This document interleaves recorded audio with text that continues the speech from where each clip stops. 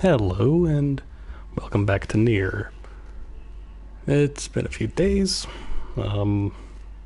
for reasons, but we finished Route A. So, yeah. Let's start Route B. So, hold on.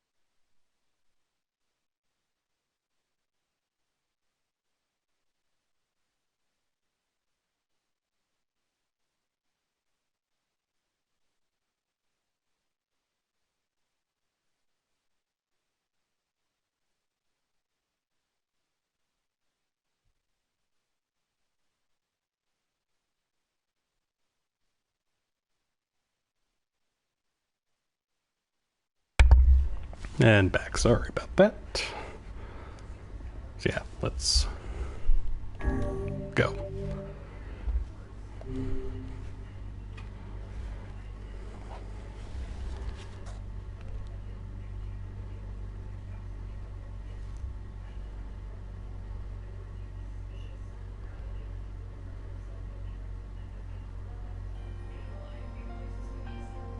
Whenever I interacted with Kaine, I was reminded about something from my past. Maybe my mind has been confusing her with my sister this whole time. Anyway...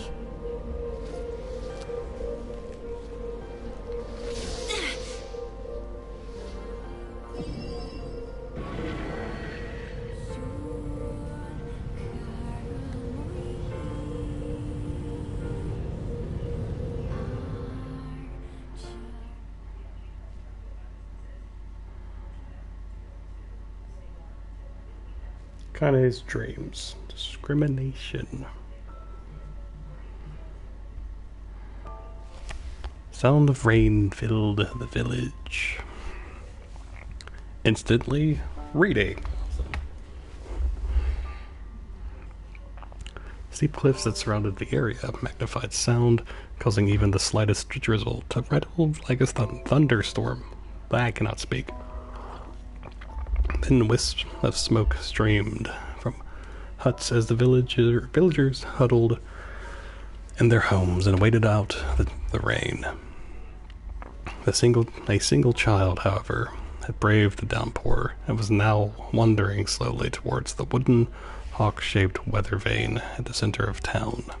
The wanderer reached the vane, which had existed for as long as any could remember, and stared.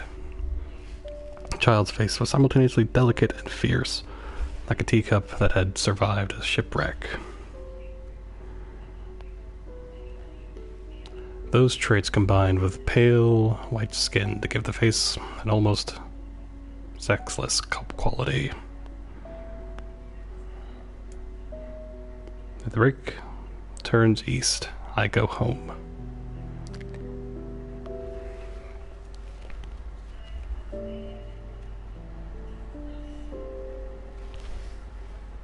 If it stays west, then I... The child blinked. Rain slowly dripped down the young one's short hair and began its long descent to the ground. Come on. Come on. The child felt the slight breeze and watched as the veins slowly creaked to life. Spinning this way and that for a moment, it finally settled with a beak pointing firmly towards the east. East? Really?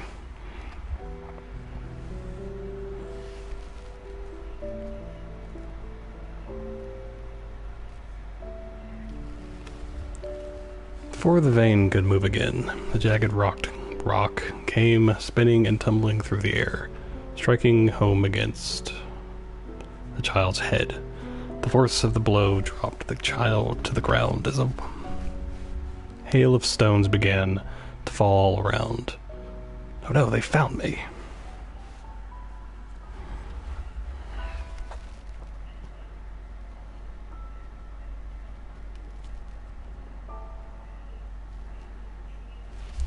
A heartbreaking smile crept across the child's face as the stones continued their assault. Through the rain, the sound of multiple footsteps grew louder before a voice rang out. You, Kaine. The voice belonged to Dimo? Worst of all, the bullies in the area. As Kaine struggled to stand, a final stone came skittering through the mud and bounced against her foot. Blood oozed from a cut above her eye and blurred her vision, but she could make out the shapes of Demo and his usual gang of idiots. The boy seemed taken aback for a moment by Kaine's seeming indifference to the blood dripping from her face, but quickly regained his bravado. What's up, freak? You like the rain? You like getting all wet? Or did you finally decide to run away from home? Though she knew it was futile, Kaine turned to leave. Before she could get more than a few steps, the other children scrambled to surround her, cruelty burning in their eyes. Kaine knew those were not the only eyes on her. The tormentor's parents watched from the safety of their homes. She was attuned to the sensation. It was one she had experienced many times before. While some villagers simply turned a blind eye to the actions of their children, many encouraged it openly.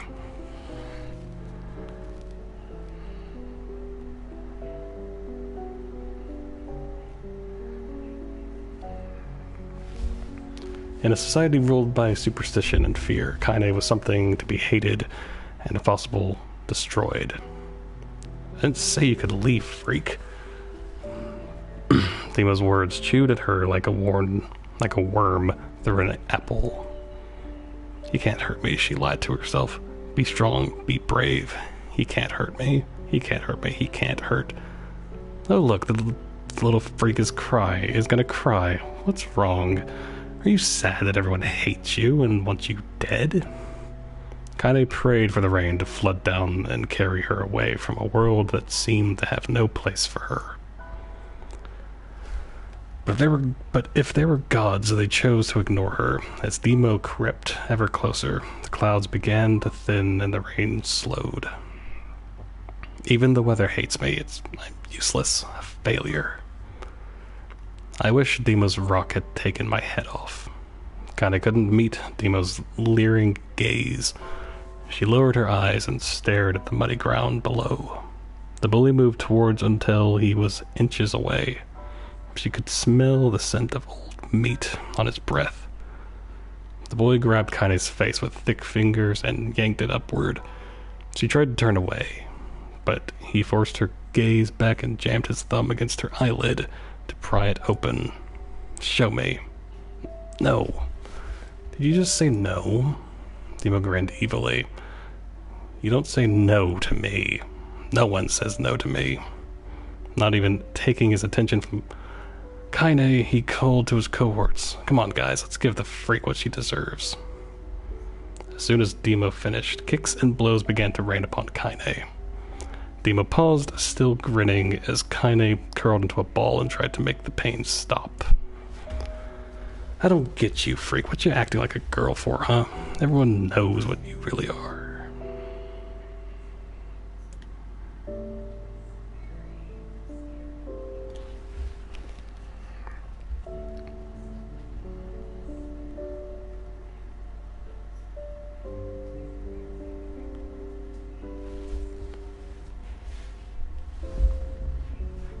Kaine ignored the question, choosing instead to stare at the weather vane.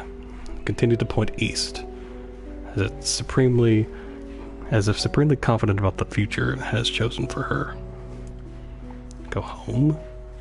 That's a funny joke for someone with dead parents and no home to go to. Freak, chanted the children. Freak, freak, freak. Kaine closed her eyes and listened to the rain, waiting for the pain to start again. As the clutching hands of the village children closed around her, she bent her mind to the sound of the rain, letting it become her world entire. Letting it become her world.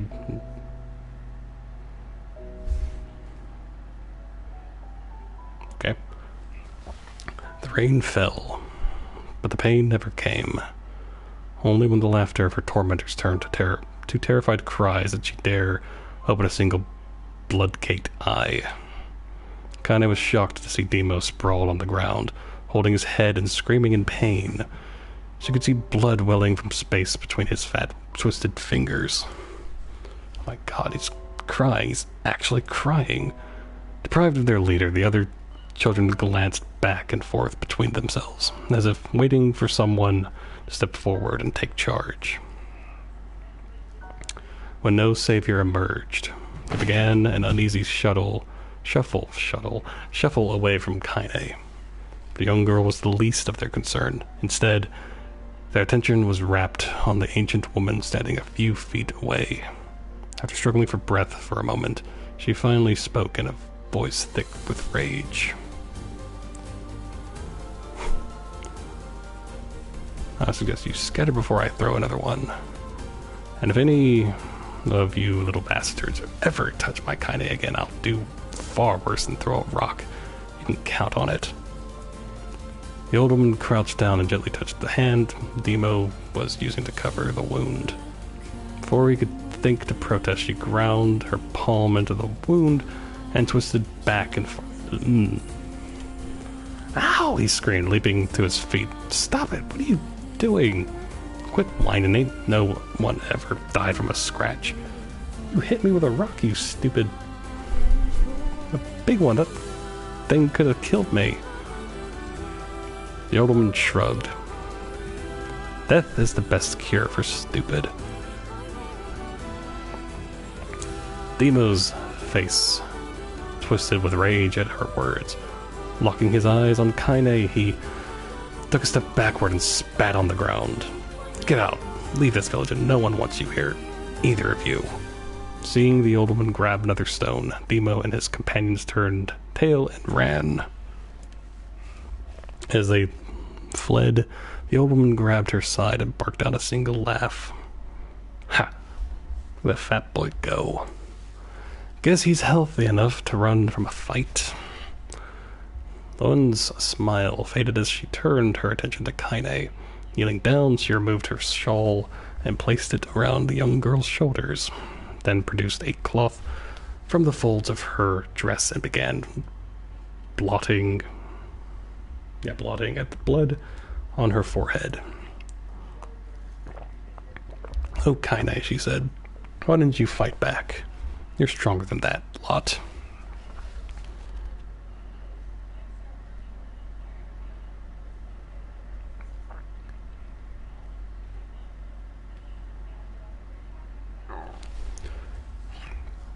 The words of her grandmother stung Kaine.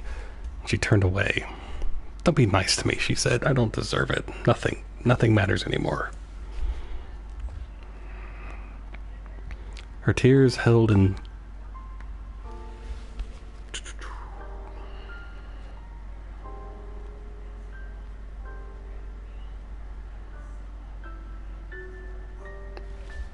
Her tears held in check and for so long finally began to fall on the muddy ground below. Everyone hates me. They think I cause bad things to happen. They think I'm a freak. I wish I was dead. Kaine's tears turned to sobs. She felt her grandmother's hands on her shoulders. Despite her advanced age and diminutive size, she was a woman of surprising strength, and Kaine found herself unable to turn away. Don't talk like that, girl. It's a river wide and deep, and it flows between the realms of this world and the next, and it grants no mercy to any that attempts the crossing. You got a duty to fight until your last breath. Understand? The old woman tightened her grip and tried to still the tremor in her voice. You know the pain of losing someone close to you, Kaine. You know because you survived it. As the words hit home, Kaine was struck by the force of her love for the old woman. As a young child, she didn't even know of her grandmother. But when her parents died, the woman quickly accepted her as her own. Grandma, as Kaine called her, was cunning, vulgar, and quick to violence. Gee, I wonder where Kaine learned that. And the first few years together had not been easy. But with each year that passed, Kaine and her grandmother had grown closer. However, it was only now, sitting in the mud with tears and blood caking her face, that Kaine truly understood the depths of her affection. Here was a woman who had seen hard times, who had seen death, who had fought through all these things and somehow emerged on the other side. If anyone could understand Kaine's pain and loneliness, it was her. Do I make you sick, Grandma? Of course not, don't be an ass. Kaine drew her grandmother's moth-eaten shawl around her body and shuddered. But my body, it's not normal. If I was normal, then Mom and Dad wouldn't. Hush! I'll not hear another word of this nonsense. You're my granddaughter and I love you, and if folks have a problem with that, they can just go to hell. With that, the old woman reached out and placed a wreath of dried flowers in Kaine's hair. The skill it took to bend the flowers without breaking the stems or losing a single petal was remarkable, and the beauty of it made Kaine want to cry all over again. My gosh, these are lunar tears. Grandma, you made this for me? Lunar tears were legendary flowers. Most people could live their entire lives without ever seeing one. And yet her grandmother had somehow collected a dozen or more. Probably because she waited a long time to grow them and had random RNG. Maybe, I don't know. Kaine reached up and touched the wreath as if she couldn't believe it was real. Where did you find these? Just stumbled on them while I was out doing the shopping. The old one turned away as she spoke, leading Kaine to suspect that the search had been more difficult than she was letting on. The pains she took to construct the ornament, let alone track down the flowers used in its construction, made Kaine's heart hurt. She reached up and gently adjusted the wreath, admiring the way it felt between her fingers. Didn't quite turn out right, she said, her grandmother, as she squinted at it.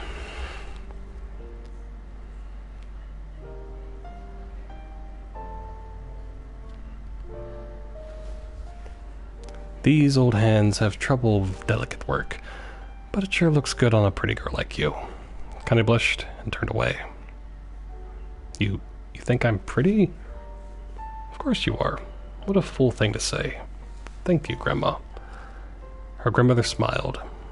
We're gonna be fine, you and me, she said. As long as we got each other, we'll be just fine. Kaine took her grandmother's hand in hers, and the two of them struggled to their feet. As they began the long walk home, Kaine gripped the hand with all her might, as if trying to stop smoke from drifting away on the wind. The rain had stopped. Kaine stood beneath the weather vane, watching it spin in lazy circles, no longer caring about the direction it faced when it stopped. I don't need to escape. I have a home now. Grandma loves me, and that's enough, even if it's just us against the world.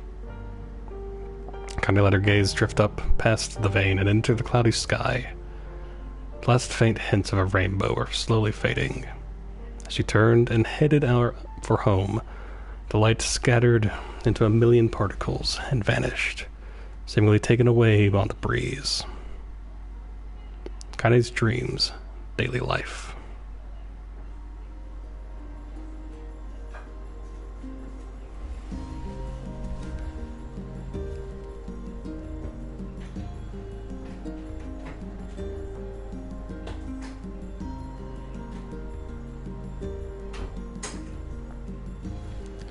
In the distance, Kaine heard the steady sounds of an axe striking wood.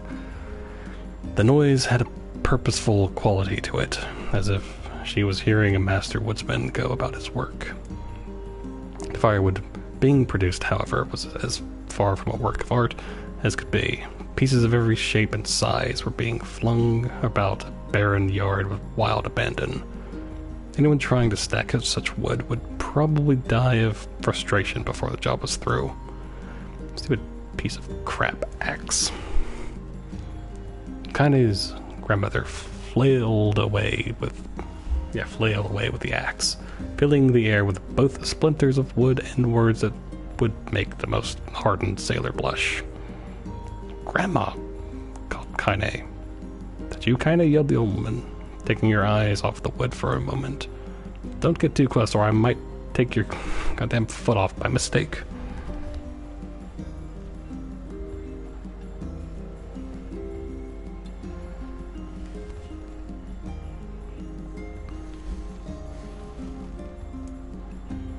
She brought the axe down on a piece of wood, sending chips flying in every direction. One spun past Kaine close enough to her to hear the whistle, at which point she decided to step back. Once she scuttled to a safe distance, she cupped her hands around her mouth and shouted, "Grandma! Do you need help?"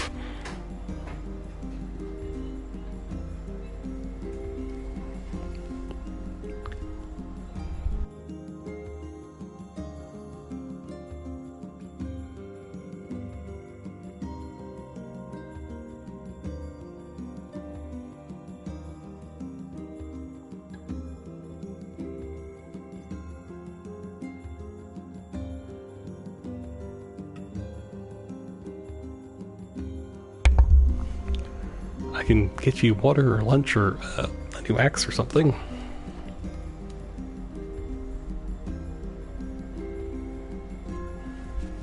Axe, poised to strike another wobbly blow, paused in midair. The old woman considered her granddaughter's offer for a moment and smiled.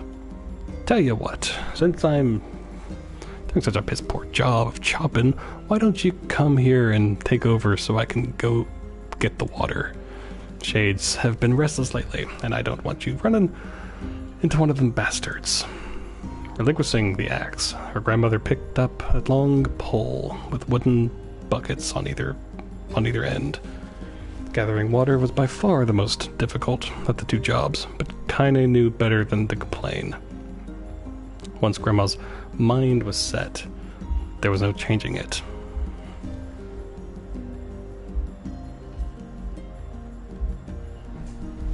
Kaine did her best to help with chores, but Grandma took every task that required travel to the village. Though she had a long list of plausible excuses, Kaine knew the real reason. She didn't want her grandmother to be taunted and harassed by the villagers. Once Kaine moved in, Grandma decided to take up residence a good distance from the Eyrie. Out of sight, out of mind seemed to be the best policy when it came to the villagers and her granddaughter.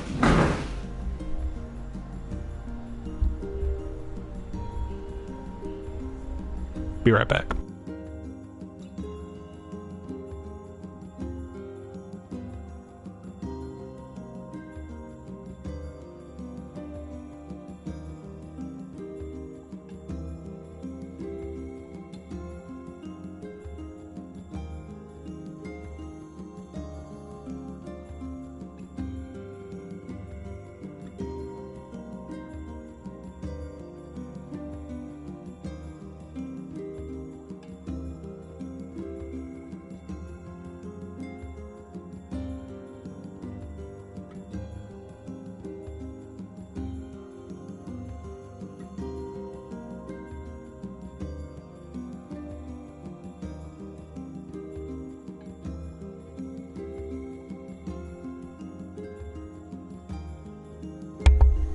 Alright.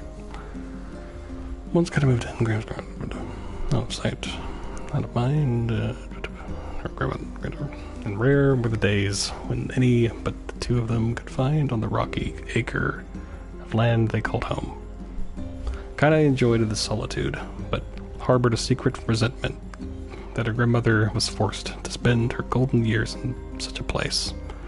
After watching her grandmother leave, Kaine turned her attention to the task at hand.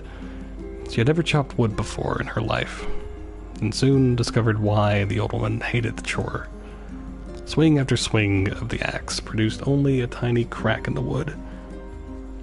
When she finally managed to connect with a solid stroke, the tool embedded itself in the log and refused to budge. Frustrated, Kaine swung the axe around her head and threw it, log and all, across the yard. Damn it! Crap! She suddenly understood the joy her grandmother felt in a good chore and a good curse. Bah. Happier now, she picked up the axe, forced it from the wood, and then resumed chopping. She had a natural skill with the blade. But the task was challenging, and blisters soon began to form on her small pink hands. This is tough. My logs are all weird sizes. Spitting on her palms and ignoring the pain, Kaine redoubled her efforts. Just as she was developing a rhythm, Grandma returned from the village. Setting down her buckets with a small sigh, she took one look at the logs and coughed out a wheezy laugh. Pretty clumsy, girl. You better practice if you... Her grandmother suddenly collapsed to her knees, causing one of the buckets to wobble precariously. Eyes wide, Kaine dropped the axe and ran to her grandmother's side. Grandma! The old woman shook her head and pointed a trembling finger at the bucket. Get the bucket. I can't let it spill. Kaine steadied the bucket with a foot as she knelt by her grandmother. A small bit of water sloshed over the side and made a new home in the hem of her dress. But Kaine didn't notice. Grandma, what's happening? Crazed with panic, she grabbed her grandmother by the shoulders and shook. After a moment, the woman lifted her arms and batted Kaine away. Stop, just stop, she cried, breathing heavily. It ain't like I'm dying, just tired from the trip is all. Kaine desperately wanted to believe her. One look at the old woman's shaking hands and worn face told her more than words ever could.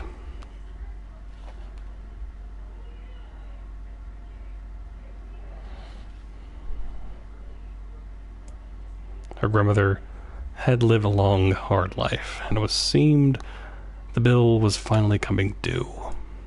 The time when her grandmother watched over Kaine was ending. Sooner than ever, either of them had feared. The positions would be reversed. The next morning, Kaine came to the side of her grandmother's bed and took her wrinkled hand. Grandma, you're sick and you need medicine. I'm going to the village.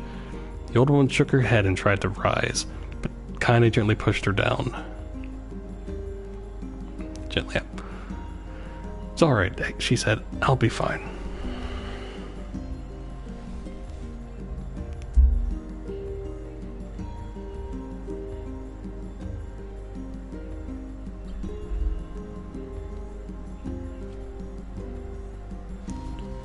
Her grandmother fixed her with a gaze that could melt steel. After what seemed an eternity, she finally lowered her eyes and sighed. Well, I don't like it, god damn it.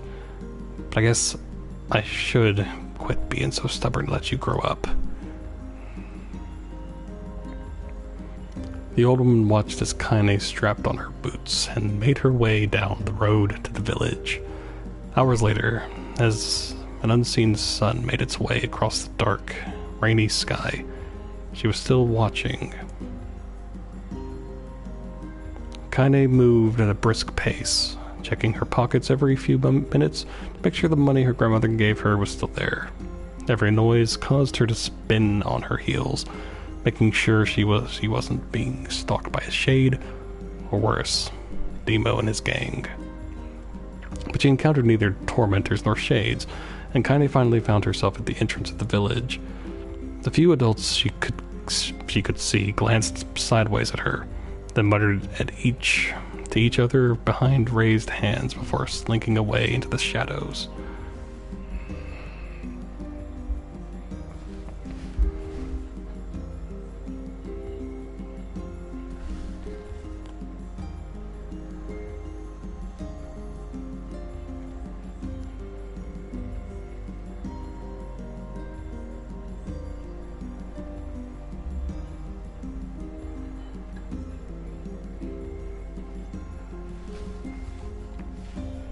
Her heart racing, Kaine took a series of rapid, shallow breaths and tried to calm herself. I have to prove myself. I have to help Grandma. I have to be strong. She chanted those words to herself over and over as she slowly made her way. Finally, her eyes settled on a rotund older woman who was angrily waving her arms in the air and telling anyone who would listen exactly what she thought of Kaine's presence. "Hey lady," said Kaine, with a bravado she did not feel. "Where's the apothecary?"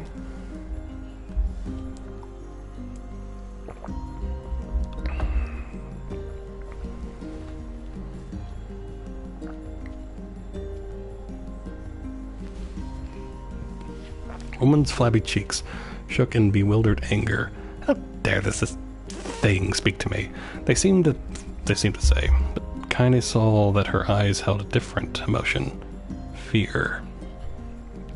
"Yeah, we're both scared, lady. Just trust me on this one." "Which way?" Kaine repeated. The woman pointed to a small building to her right before hitching up her dress and stumbling off in the other direction.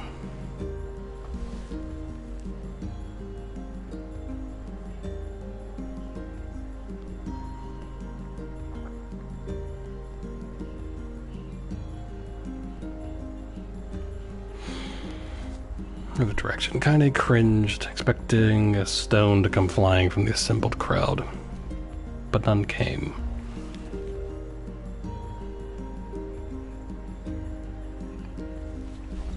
Her mind was filled with a strange sense of pride as she made her way to the apothecary, but the new emotion had little time to take root, for as soon as she opened the door, she noticed a familiar customer at the counter.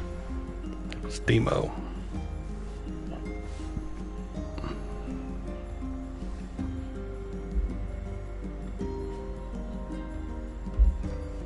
He'd clearly been sent here on some kind of family errand, because his gang of followers was nowhere to be found.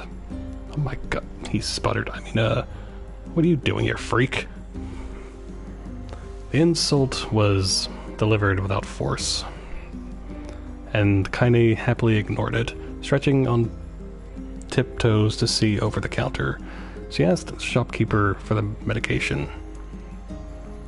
"Ha!" barked Demo. Finally keel over? Go to hell." The boy's eyes grew so wide they seemed ready to fall out of his head. But before he could let fly a comeback, or worse, a punch, the apothecary told them to knock it off before he kicked them out of the store.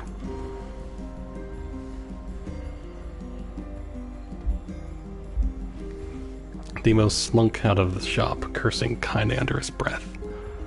Once he was gone, she allowed herself to breathe once more, taking a brief tour of the shop while the owner prepared her medication. Countless tiny bottles filled the crammed store, each with a label written in some indecipherable language. An ocean of aromas assaulted her nose, creating a scent that was exotic, but not altogether unpleasant. Seeing such a variety of supplies gave Kaine a sense of peace. Surely, in a world so vast, it would be a place that she could call home. On the far wall, behind the counter, rested the portrait of a stunning young girl. The picture had once contained bright, vibrant colors, but time had worked its cruel magic and they were beginning to fade. The beauty of the work, however, remained undiminished. "You like that picture?" Kaine turned to find the apothecary with a small vial of medicine in his hand. His eyes were gentle, but sad, and he seemed to stare through her and into nothing as he spoke. That's my daughter. I sketched it when she was just a little girl. She's been dead a long time now. Kaine didn't know how to respond. She just stared at the portrait and tried to come up with the right words. Pictures are wonderful things, continued the shopkeeper. Let the ones closest to you live on forever. He shook his head slightly, then looked down at Kaine and smiled, handing her the medicine. He reached into a sizable green apron and produced a handful of old wax crayons.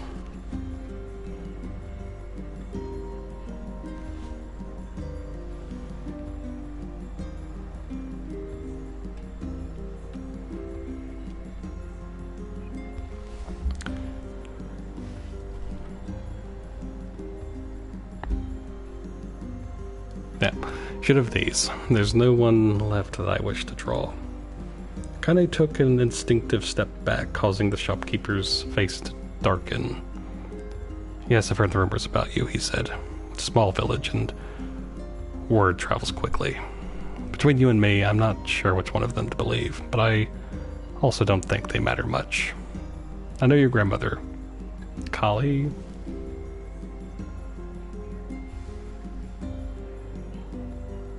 Yeah, and I think the way she was driven out of this town is just deplorable.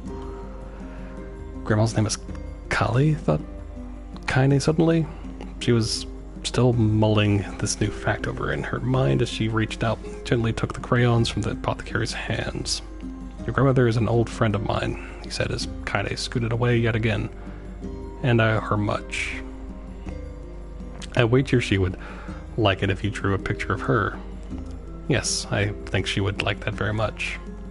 Kaine murmured a quiet agreement, but inside her heart was bursting.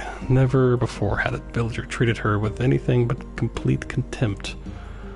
It was a tiny, almost imperceptible step, but it was a step nonetheless. And with enough tiny steps, she might one day discover the rest of the world. When Kaine returned home, she found her grandmother asleep in her bed.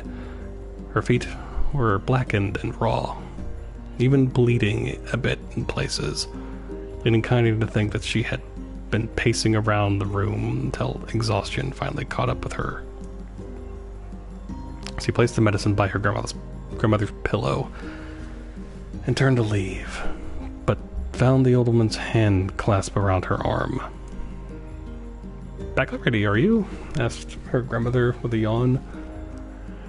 Come here, let me have a look at you.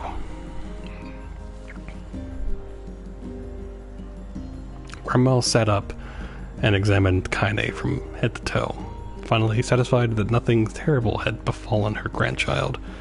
She had leaned back and allowed herself to relax. Well, how was it? Did bastards give you any trouble? It was kind of fun, said Kaine with a small smile. No, seriously, it was. Fun, eh? Asked her grandmother in a voice which implied she believed anything but. Uh-huh. Anytime you need me to run an errand, just let me know. As she spoke, Kaine removed the crayons from her pocket. After a brief explanation of their source, she informed her grandmother that she was going to sketch her portrait.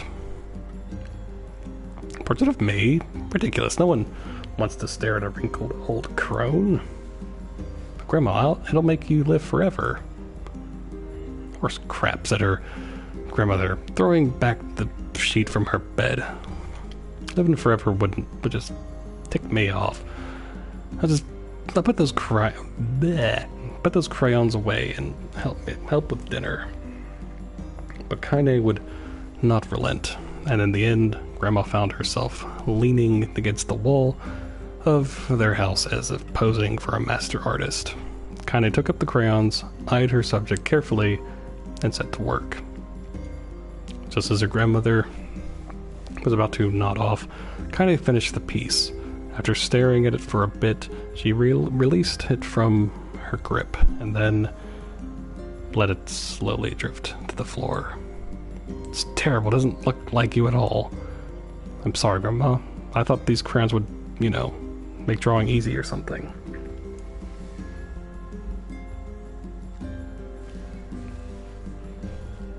The old woman's eyes narrowed at her granddaughter's disappointment.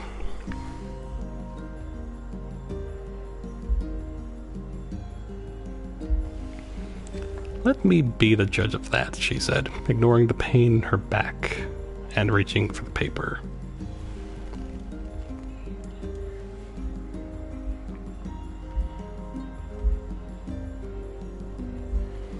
The sketch could have been a person's face. It could have been a boulder, a lump of clay, or an incredibly misshapen lump of bread, all rendered in a chaotic array of colors.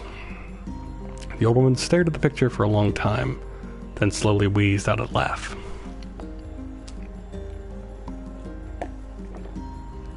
"Oh, Kaine, you truly are my blood. You're as clumsy as me, and I love it. But hush, I won't hear any more bull about how ugly you think it is. It came from the heart, and I'll treasure it always." True to her word, the old woman gave the picture a place of honor above the kitchen table. In the days that followed, Kaine would often catch her staring at the portrait with a strange smile on her face, an action she interpreted as silent, mocking laughter. A week later, Kaine would stand at no more and ask her grandmother to take the artwork down. Posh! I'll take this down when they roll me in my shroud. She pondered this for a bit, then turned to Kaine and dropped to one knee. "Listen to me, girl. Seeing this picture makes me happy in a way I've never felt before, and it makes me want to go on, so then someday you can feel the same happiness." It was a moment that burned itself in Kaine's memory. A perfect blend of pride and love and joy that came together to form a lifelong remembrance. She swore to never forget this moment, to never forget the old woman who had made her place in the world possible. Time moves on. People and memories move in and out of a life like ghosts passing through a hall. But this moment was different. Kaine swore, because I will remember it forever. Forever.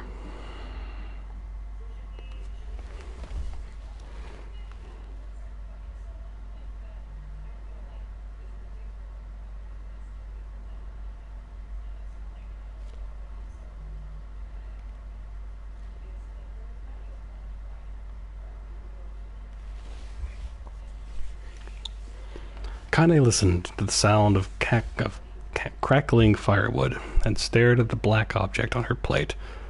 She'd been pushing it around the wooden disc for a good 10 minutes, ignoring the bemused stare of her grandmother. Finally, she summoned her courage and gave the object a brief sniff. A sharp, bitter scent flew up her nostrils and made its home there, causing her face to twist with disgust. "Grandma, I can't believe you want me to eat a bug." The old woman threw some more food under the cooking pot and snorted. "It's no bug, you fool girl, it's a berry." "Why the hell would I be feeding you bugs?" "Yeah, well, it sure looks like a bug," said Kaine, "and I think it's burnt or something because it smells terrible." With that, Kaine held her nose and threw the berry in her mouth, chewing as little as possible.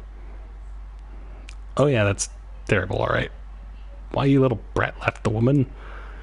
"Look at the sass on you. You've been spending too much time with me, and that's a fact." 5 years had passed since the moment when Kaine's grandmother saved her from the bullies. As is often the way with two stubborn people, their relationship had grown in fits and starts, but moved forward all the same. Meals that used to be somber affairs were now filled with laughter and hurled abuse in equal measure. Kaine would not remember a time when she had been happier. As years went by, Kaine started to shoulder more and more of the daily responsibilities. Her grandmother's legs grew weaker by the day. She could no longer do many of the chores she used to take for granted. As And so this morning found Kaine lacing up her work boots with breakfast of burned berry rolling around her belly, rolling through her belly. "Where are you going today?" asked Grandma suddenly. Kaine looked up, surprised. The old woman rarely asked for specifics anymore. "Well, I was going to check out the kelma trees and see if they were ripe. Thought we could make some jam or something. Oh, and I'm going to pick up some flagstones, so I need to take the wheelbarrow." "Flagstones? What in the hell for?" Kaine stared at her grandmother, then held out an arm and swept it around their home. Constructed mostly of cloth, rope, and rubble, the old place sagged like a boxer in the final round. "Grandma, a dying cat could chew through this house. I'm going to build a stone wall so we have some protection." The old woman laughed, exposing her toothless grin to the world, not whatever. "Goddamn girl, if a bunch of thieves want to ransack this old place, let them come. We got nothing but worth stealing anyway. Not worried about thieves, I'm worried about shades. People saw one west of the village yesterday." The old woman tilted her head and stared at her granddaughter. "Well, shoot, I don't know why you have to do it today. We can worry about it some other..." "Grandma, no. If I don't go to the kelma tree, we won't eat tonight. You know that." A confused expression passed across the old woman's face, and for a moment she was a small child lost at a carnival. "Yes," she said after a bit. "Yes, of course you're right. I'm sorry, Kaine. Lately it seems my mind is..." She didn't finish the thought, instead walking over to her nightstand and gently taking the wreath of lunar tears from the drawer. The flowers' petals had aged into a brilliant whiteness, and Kaine thought it was more beautiful now than the day she first received it. "You're going to be a true woman soon," Grandma said as she...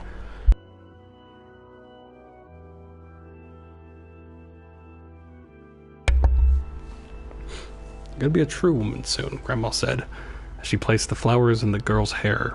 "So that means less chatter about shades and building defensive walls and more about how beautiful you've become." Annoyed, Kaine reached up to remove the garland, but the look on her grandmother's face stopped her hand. "You're a beautiful thing," said the old woman, "and there ain't another like you in this world. I'm very proud of you." "Okay, Grandma, that's enough goddamn compliments for one day. Just a mouth on you. Where did that come from?" "Gee, I wonder..." "I'll teach you to sass me, girl," yelled Grandma. Suddenly, she lurched forward and grabbed Kaine by the ears, pulling her around the room with a crazed grin on her face. "Grandma," yelled Kaine in a quacking, whatever, voice. "Grandma, stop it. What the hell?" The old woman stared at her and blinked, then slowly held her wrinkled hands out, as if it was the first time she had ever seen them. Oh, I don't know what's happened there. I'm sorry, girl. Sometimes my mind just... Kaine thought the look on her grandmother's face was the most heartbreaking thing she had ever seen. "Listen," she began. "Maybe I should stay home after all." "No, I won't have you stay here to keep an eye on an old codger like me. You go get your fruit and your wall and whatnot. I'll be fine. When you come back, I'll have a nice grasshopper dinner waiting for you." Kaine rolled her eyes, kissed her grandmother on the forehead, and made ready to depart, trying desperately to ignore the worry that was gnawing at the walls of her heart. Kaine could feel the old woman's eyes watching her as she moved down the path. Don't turn around, she told herself, but in the end the temptation was too great. She spun on her heel for one final look and saw a small, bent woman standing in front of a ramshackle hut with a sad expression on her face. God, she looks so old now. It's like the wind could reach down and just carry her away. Kinda worried about her grandmother all day, causing her work to suffer. What little fruit she could collect, she was tossed carelessly into the wheelbarrow, and she only found a couple of stones before losing interest in the project. Finally, as dusk approached, she decided to call it a day. Cursing herself for the lack of focus, Kinda pushed the nearly empty wheelbarrow back down the path. As she crested the final hill, she suddenly froze in place. The wheelbarrow fell from her fingers and collapsed on its side, sending a few pieces of wrinkled brown fruit rolling back down the hill. Her gaze was transfixed by a thick black cloud that hovered just ahead. Tracing its path with a finger, Kinda suddenly felt her stomach knot in on itself. Oh, gods, no. Grandmother's house was ablaze, the flames licking up. Yeah, licking up as if trying to touch the sky itself. Grandma? Grandma! Kinda ran then, faster than she had ever moved in her life. Once she tripped on a stone and went sprawling into the rocky ground.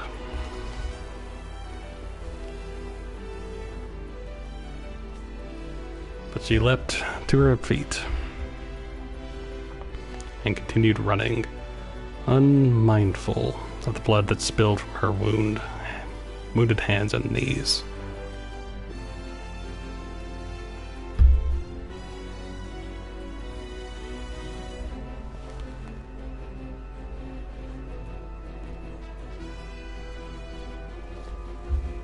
Kinda ran then.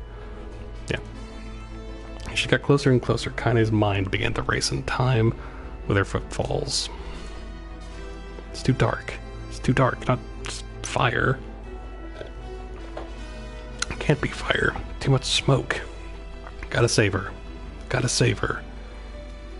She burst into the front yard and came to a sudden halt. Her worst suspicions confirmed. The smoke from the fire was mingling to the thick, inky blackness of an enormous shade. The massive creature supported itself on 3 twisted feet and achieved balance through means of a large armored tail. Scales, horns, and claws sprouted from its body in a random, chaotic pattern, giving it the appearance of a lizard designed by some insane god. Seeing Kinda, it let out a roar and flicked its tail, sending small whirlwinds spinning around the yard. For a moment, the creature retreated into a shimmering, inky blackness, as if her mind was unable to comprehend that such a thing could actually exist.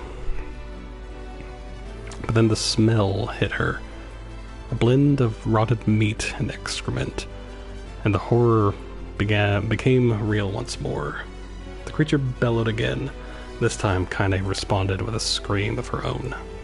"Alright, you bastard," she thought as her scream echoed all off the high cliffs around them. "It's you or me. Let's go."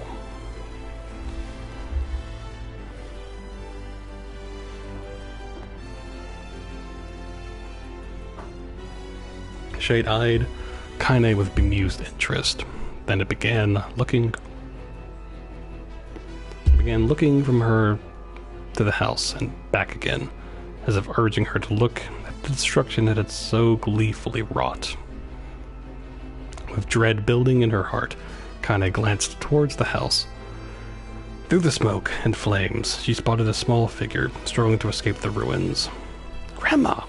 At the sound of her voice, the old woman began waving frantically. "She's alive!" thought Kinda. Alive! Kinda's legs sprang to life as she raced across the yard towards the flaming wreckage of the house.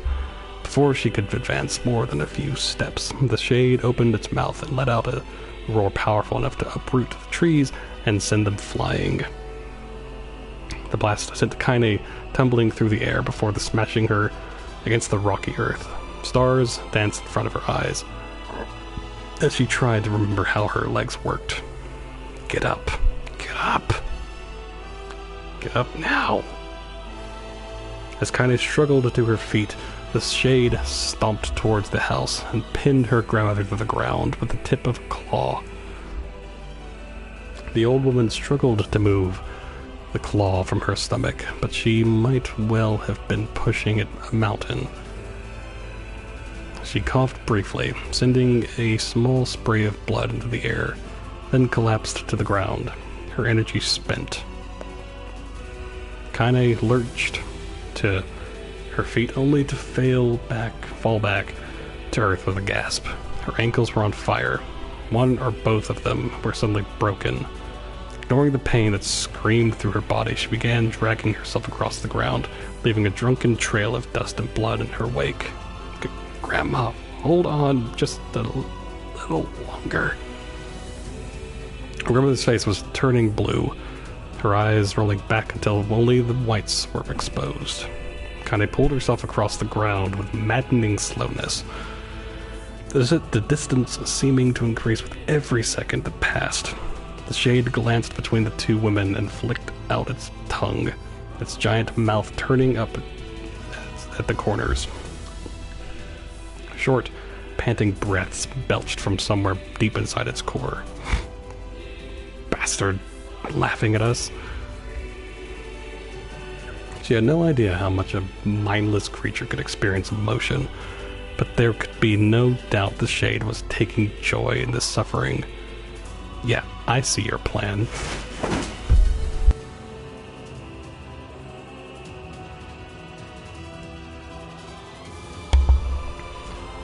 Shade moved its claw slightly, allowing Grandma to breathe again.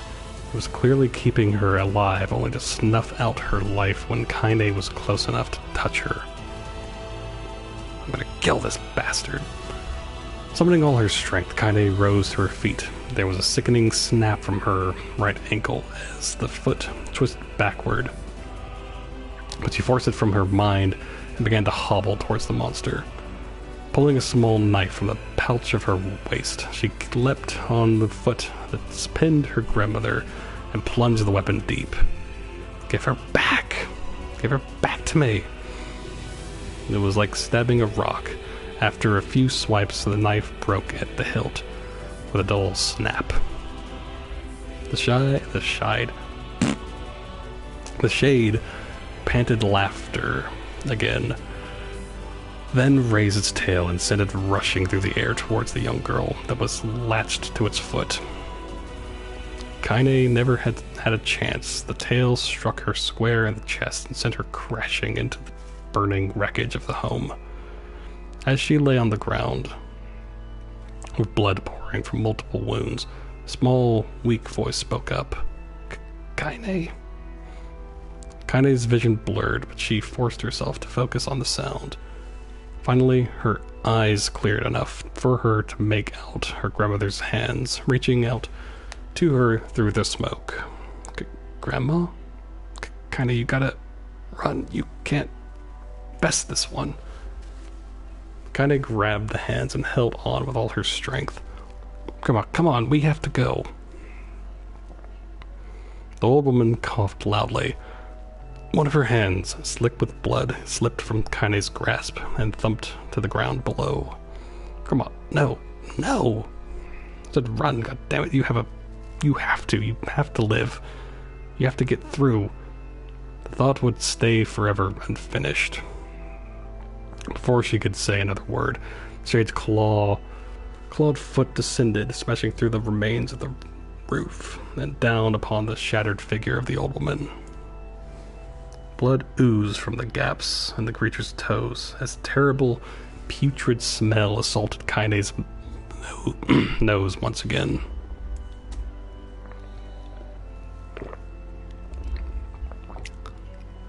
Was not expecting this much reading. It's good, I'm just like, was not expecting. Anyway, she stared at the foot, dumbfounded, convinced that what she was seeing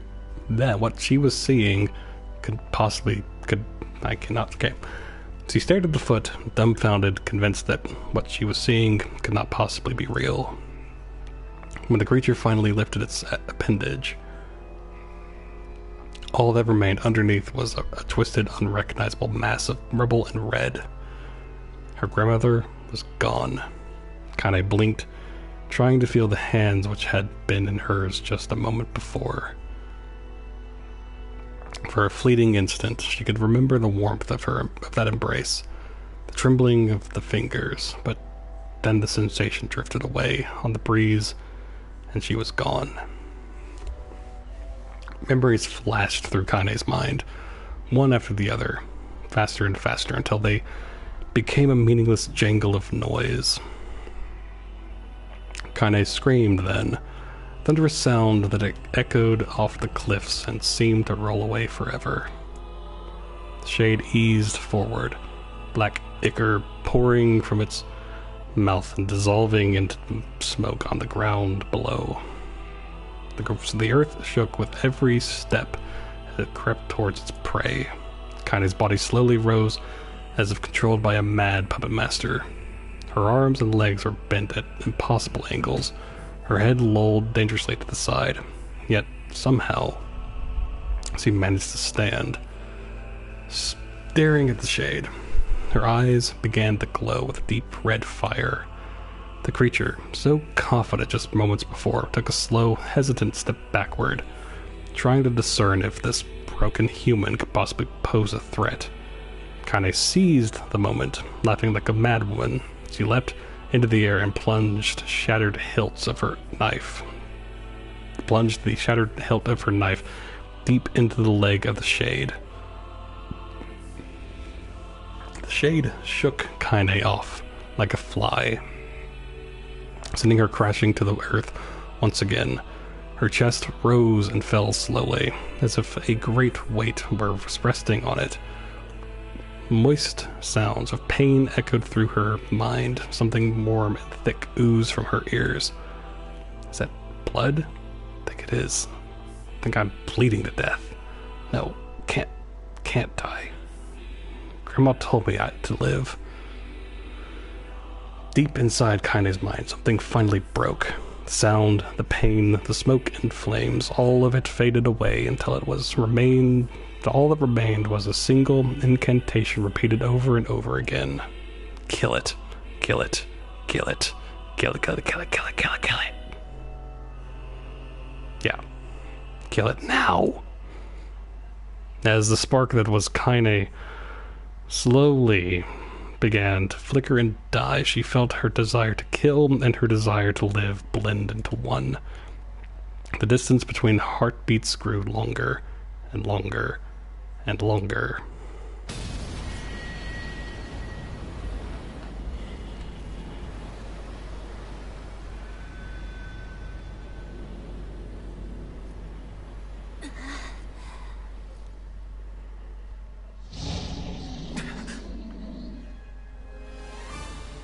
The beast approaches. Oh, I know.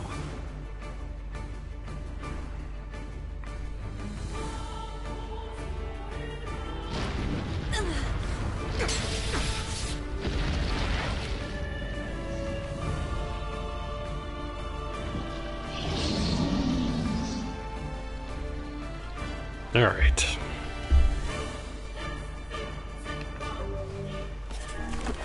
That was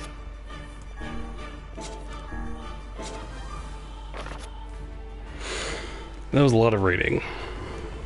Just gonna chill.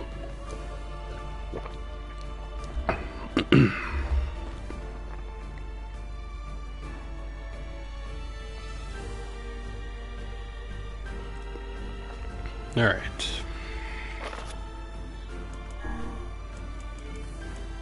So everything is the same. Okay.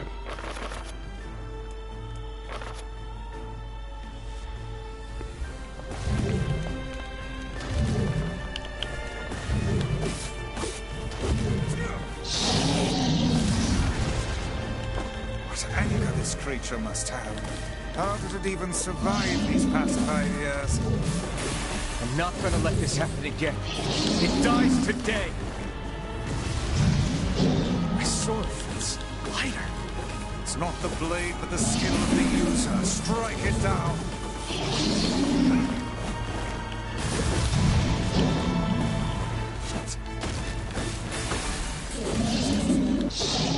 Whoop.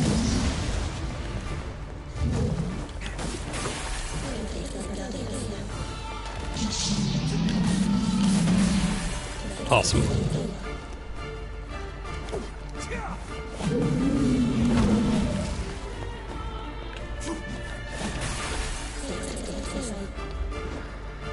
Whew.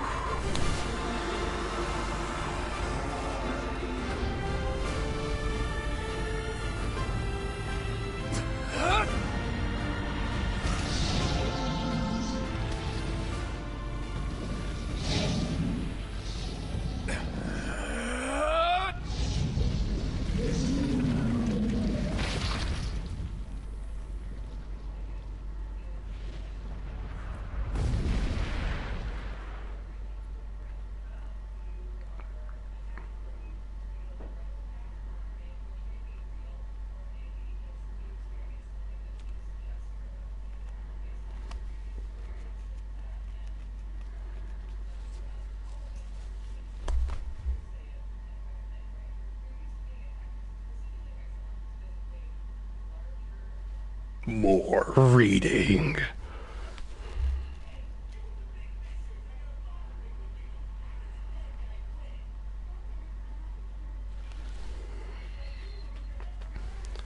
Gently, weakly, softly, Shade, sure that its tormentor was dead, turned and stomped off towards the horizon, stopping along the way to bellow one final roar. To bellow, not below. Bleh. Couldn't kill it.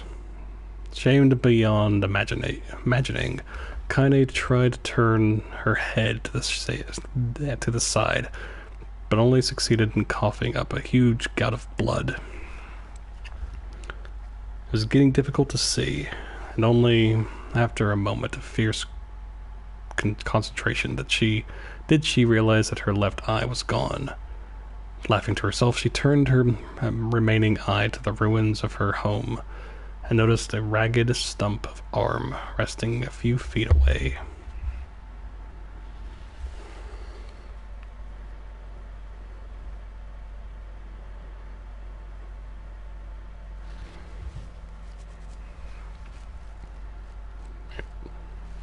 Yeah, that's mine, she thought with a mad giggle. This is gonna make clapping a real itch. She cried, a sudden voice from the depths of her mind. Finally gonna die, are ya? Well, you had it coming. Go to hell, Demos. She thought at the unseen assailant. Go to hell before I pluck out your eyes and feed them to a dog. The voice of her childhood terror evaporated into smoke, only to be replaced by another, more recent voice. Hold still, said the apothecary, materializing from the ruins like a ghost. I want to draw you. That way, you can live forever. No, stop. Don't want to live forever. Want to die right here. I see, he said quietly. Well, if that's what you want. The spectral shopkeeper fluttered in and out of existence for a moment, then produced a piece of paper and sketched quickly. After a few seconds, he turned the page to Kaine and smiled. Since you rejected my offer, I decided to draw someone else. It was a picture of her grandmother, real as life. Kaine opened her mouth to thank the man, but stopped as the picture began to blacken in the middle. Before she could say anything, dozens of multi-legged insects began to swarm across the image, tearing at it with sharpened pincers. Stop! No, don't hurt that picture! Kaine reached out with her remaining arm and waved futilely, whatever, at the air. To her surprise, the insects fell off the picture, and to the ground below, where they vanished into tiny black tendrils of smoke. Relieved, Kaine turned her good eye back to the picture, only to open her mouth in a silent scream. The sketch now showed her grandmother as she truly was, a smashed, unrecognizable lump of nothing. The apothecary smiled, then broke into a jolly dance. "See that?" he cried as he danced his jig. "It's perfect now. She looks just like you. Ha! Cha-cha-cha. I look like that? Oh God, I'm gonna die. I'm gonna die." Drowning in despair, Kaine led her head back in the mud and smoke of her ruined house and waited for the end to come. But just before she let everything go, an unfamiliar voice began whispering in her ear. "Ain't you got a wish, sunshine?" The voice was vulgar and fierce at the same time, as if insanity had somehow found a way to take form. Kaine wanted to scream as the voice crawled under her skin, but her lungs refused to work. "You know, a wish, like a prayer or something. Why don't you get on your knees and start praying to heaven? Please, invisible man in the sky, save me! Save me!" Kah! Kaine finally resorted to shouting at the voice with her mind. "I don't make wishes, they don't come true for me. I'm a curse, a freak. I should be left to die." The other voice boomed in her ears. "Oh God, you are the best." Kaine glanced down and saw a black, shiny substance oozing from her legs. She tried to brush it away, but her remaining arm would no longer respond. The substance slowly crept around her feet, then began moving up towards the rest of her body. Is this death? Death? Is this what it's like? Or is my mind just losing itself?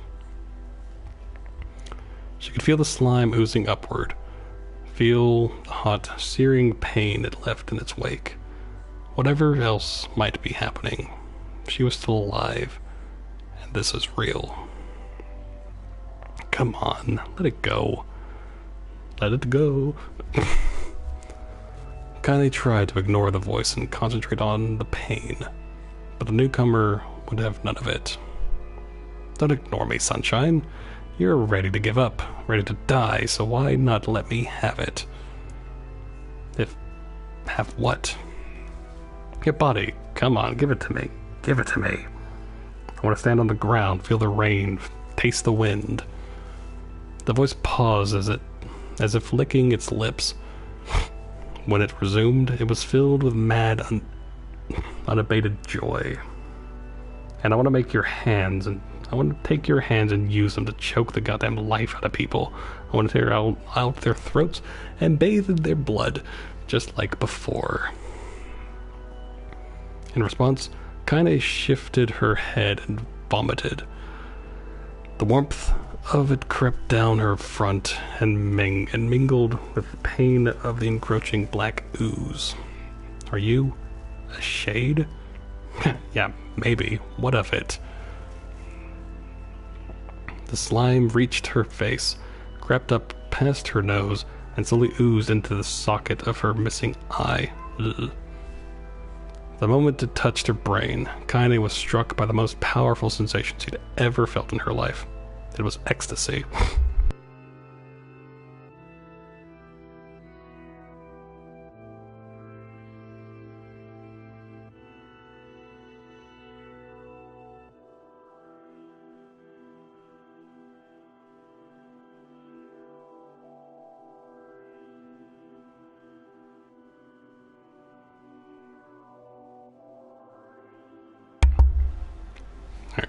She wanted to scream of delight, but all she could manage was a small, whispered moan. "Feels good, don't it?" asked the voice with a chuckle. "Yeah, what can I say? I know how to please the ladies. Now give me that body. Come on, give me the body, and I'll give you more of this feeling. It's a fair trade." A black lump began to protrude from Kaine's side. As she watched, it grew longer and thicker, eventually taking the form of her missing arm. "I can see better. I can see better." She thought. My eye must be growing back too. The slime reached up to envelop the rest of her face, but she managed to brush it away. Stop, she whispered, marveling at how she had regained her voice. Stop. The black ooze hesitated, as if considering this request, then quickly shimmered down her body before disappearing in a cloud of smoke. What the hell, Sunshine? We had a deal. I thought you wanted to die. Grandma said, can't die yet. A brief image of her grandmother, bloodied and broken, flashed before her eyes. She saw the shade that had killed her and heard its mocking laughter, then closed her eyes and forced the image from her mind. Her whole body was quaking with rage. Wait, I messed up. I for some reason said quacking or whatever. When she opened her eyes again, they burned bright red. That thing took my grandmother. I have to kill it before I die. Kinda glanced down and saw a mysterious pattern. The pattern of the shades. Burn itself into her. The pattern of the shades burned itself into her left arm. Well, I'll be damned. Look at that, Sunshine. I think you and me are going to be good friends now.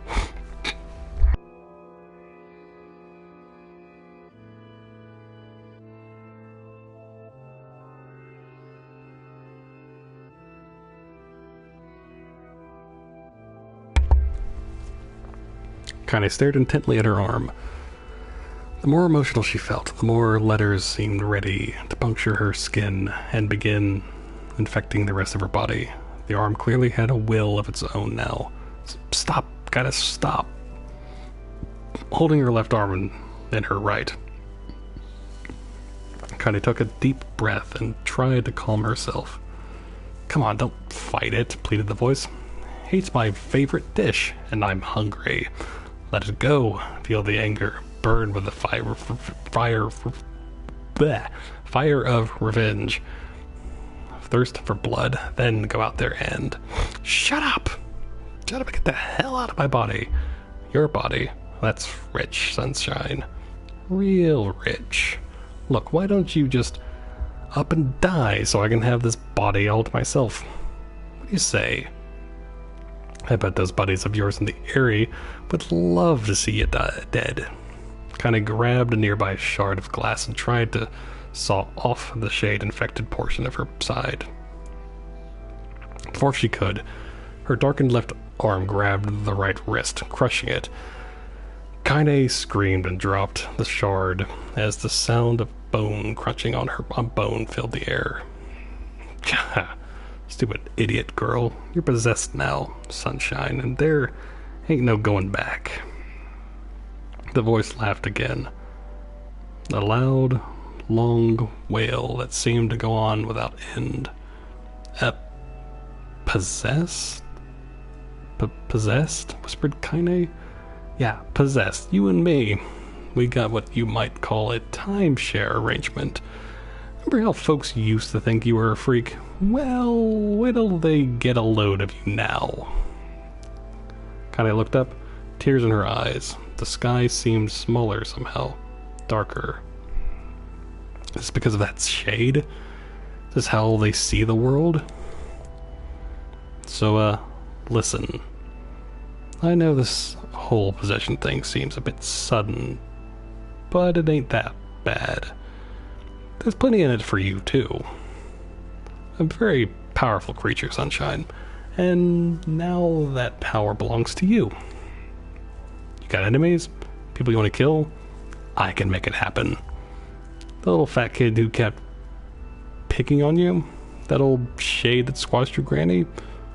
We'll wrap them up with their own assholes. It's a interesting thing to wrap people with.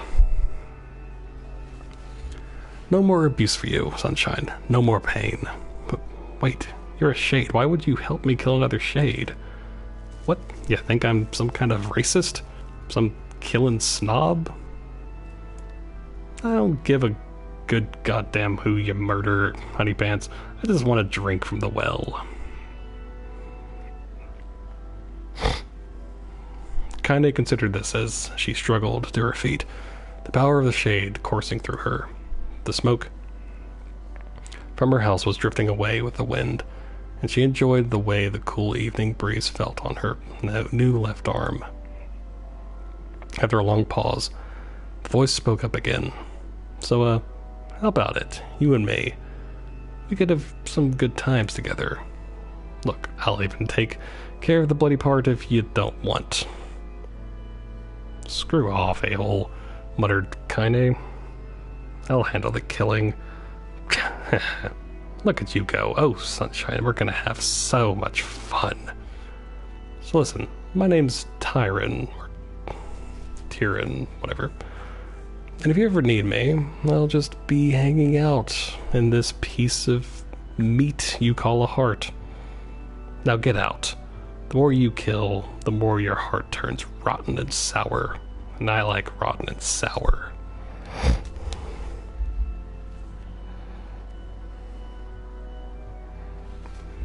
Kaine found herself nodding at the voice. Yeah, I think this could work. I'm gonna find that shade. I'm gonna strangle it with its own guts. And when I'm done, I'm gonna do the same to you, Tyron. Count on it. Ha! I've crap bigger than you, so good luck with that. Oh, and hey, one more thing. Right now, you and me are sharing this body. But if you ever run out of hate, if you ever, go soft, then I'm gonna take over everything. So keep on killing, sunshine, and watch your back. The voice grew fainter and gradually faded away, fading to somewhere deep inside Kaine herself. Kaine waited until she was sure the voice was gone, then waved her new left arm around a few times. It feels perfectly normal, she thought. Feels like mine. Desperately, she began poking and prodding at the new limb, determined to find something wrong with it. She didn't want it to feel normal. That would mean the creature inside her had already won. I'm not a shade. I am Kaine. Putting this mantra in her head and her mind, she slowly began digging through the rubble of her house, being careful to ignore a certain red-stained spot in the corner. Finally, after what seemed like an eternity of heartbreaking work, she found what she was looking for. It was a wreath of lunar tears. Though it had been through hell and back, the garland's petals were as bright as ever. Kaine started to place it in her hair, then slowly lowered the wreath and stared at it. I'm sorry, Grandma. I'm so sorry. But I don't deserve to wear this anymore. I'm possessed, corrupted, a freak. This time, I don't think there's any going back. Holding the flowers in her heart, Kaine fell to the ground and sobbed. As night gradually lightened to dawn and the people of the area rose to their daily lives, she remained in that position, as if tears could somehow wash away the horror that now infected her world. Alive! Stay alive! Stay alive! Grandma. Kaine, you gotta live! You gotta come back to us!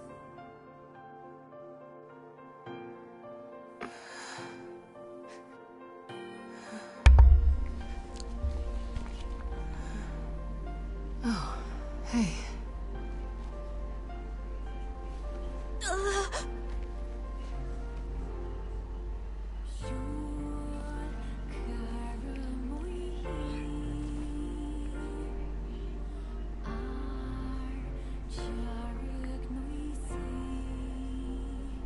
Emil, you were the one calling me, weren't you? You still recognize me? Of course. I knew you right away. Thank you, Kaine. Welcome back, Kaine. Wow, you grew up. So, how long has it been? 5 years. 5 million years.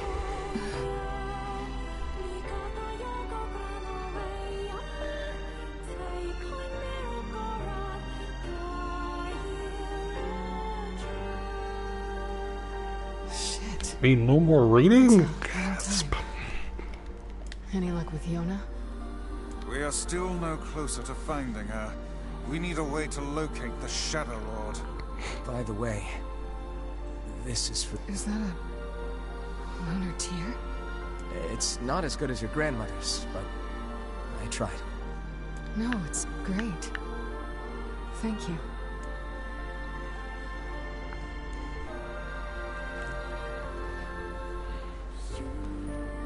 Kaine waking from her long petrified sleep. Emil's unflagging kindness. Our reunion was a happy one. We let it wash over us like rain.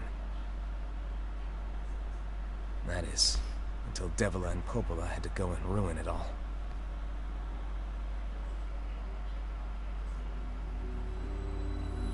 Are you kidding me?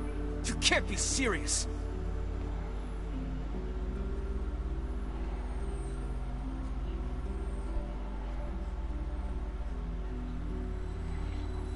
Please, try to understand.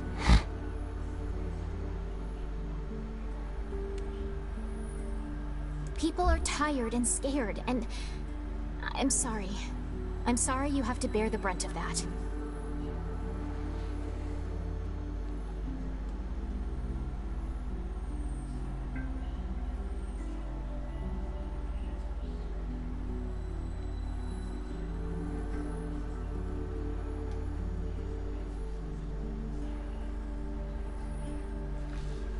This is crap, and you know it!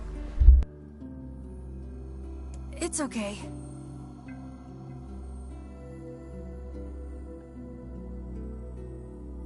We can sleep outside.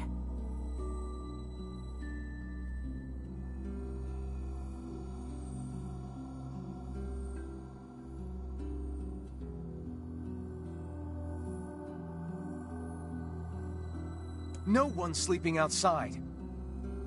You and Kaine saved this village, and now they want to run you out?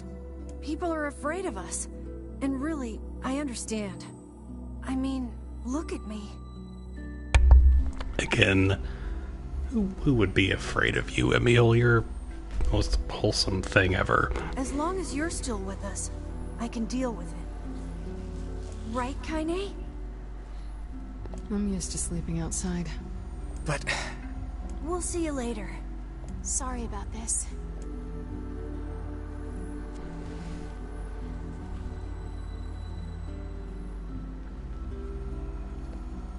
What is the matter?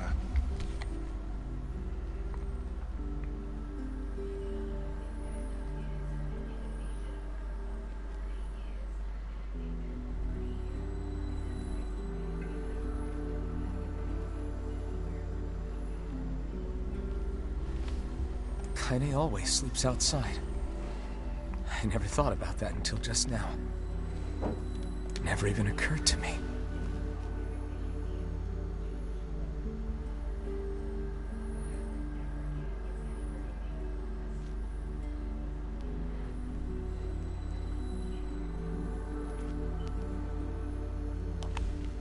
Damn it.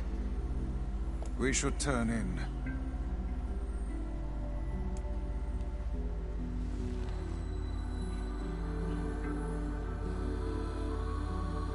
I didn't get much sleep that night. For the first time in my life, I hated Devila. For the first time in my life, I doubted Popola. But those feelings are pointless in the end. They said and did what they did for the sake of the village. To protect it from the horror of the Shades.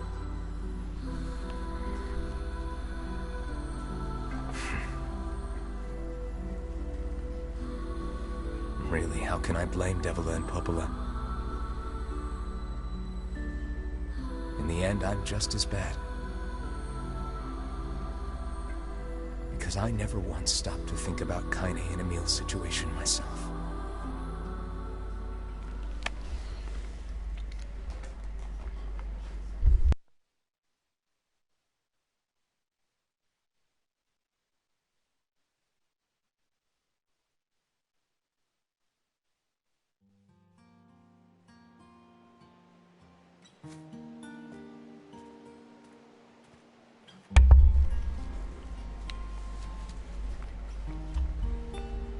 I should apologize to Kaine and Emil, but what good would that even do?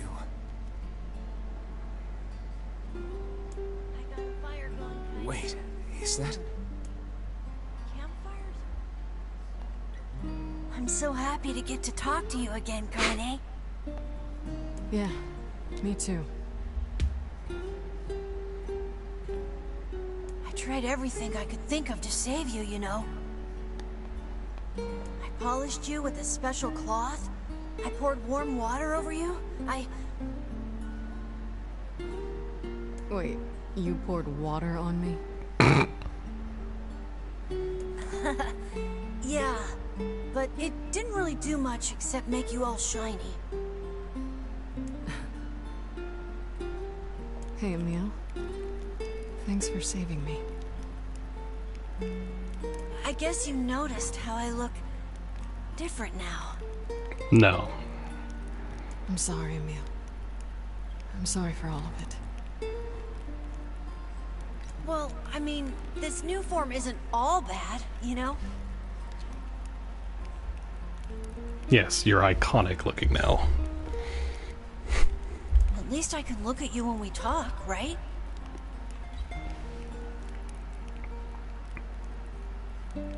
Hey, so why don't you tell me something about yourself?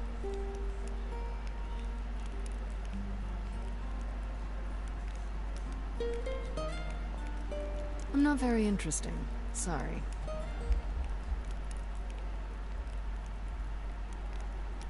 Come on, I just want to know you better.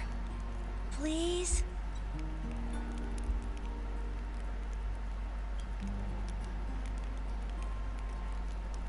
Fine.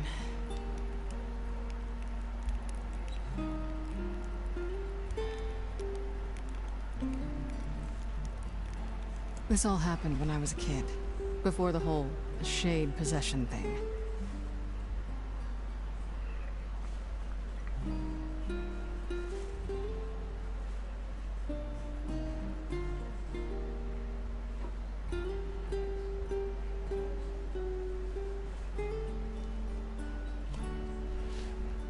My body is different. And when the villagers found out about it, they started treating me like a freak. But one person, my grandmother, accepted me just as I was.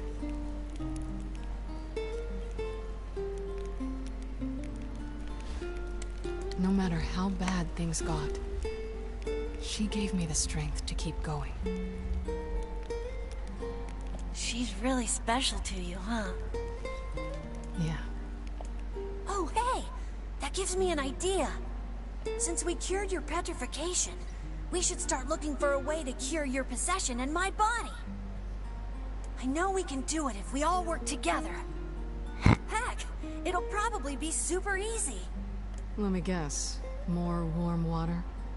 Exactly. Okay. Can we just forget I told you about that?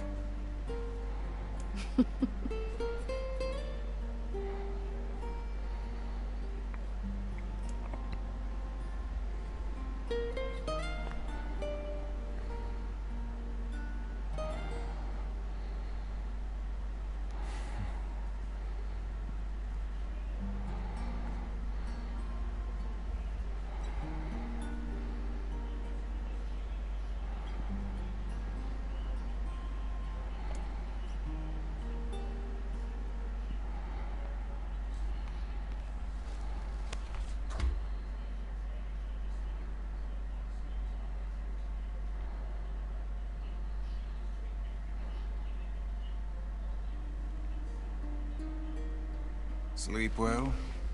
Sure. And yet your red eyes tell a different tale. Don't be so hard on yourself, lad. I need to go see Devila and Popola. Very well.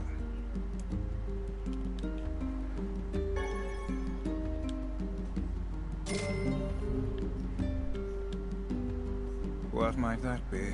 It's Mom's diary. Oh, right. I've not heard you speak much about your mother.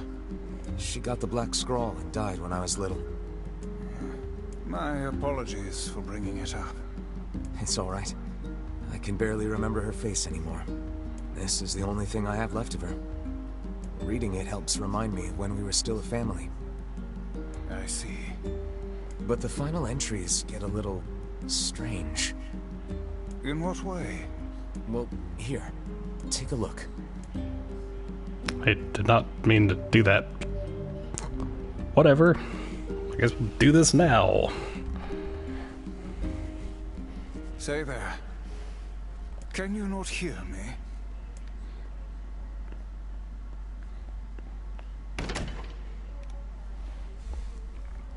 Why are you standing about like a slack-jawed ninny? Sorry. Felt like I was dreaming or something. Sleeping on one's feet is quite the talent indeed. Come now, there's the door. Right. Let's go.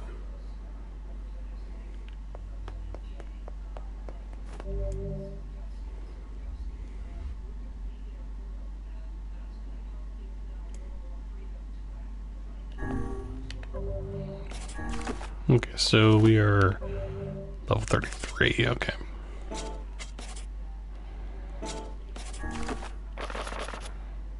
I would kind of like to save.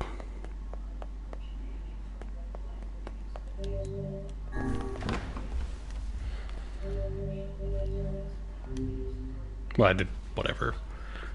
A save of my own, I mean.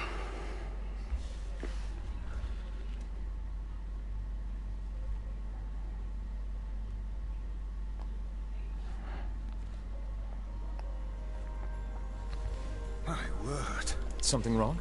I feel as if I've just awoken from a most unpleasant dream. I know what you mean. That happens to me whenever I read it. Okay, well, we're gonna go back in there after we save.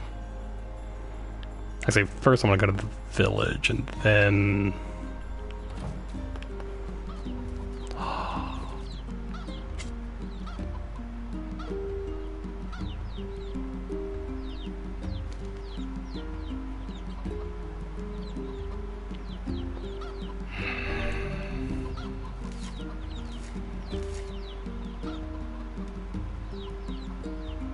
Ah, screw it.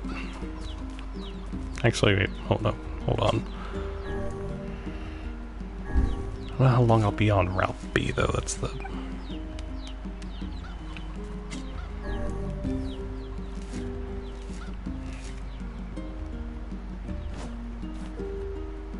Whoop. Whoop. Good. There we go. Because I won't have really any side quests to worry about, so...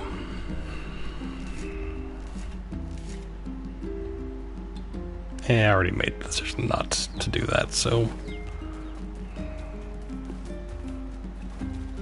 First, let me go to the village, or... Yeah, I'm going to the village.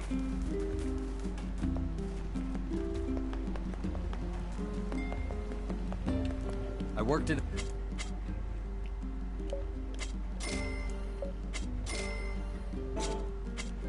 Shop. I know it's... My husband.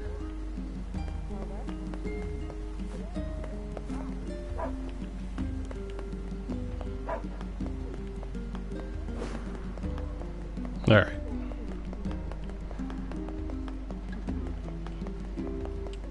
Well... Black...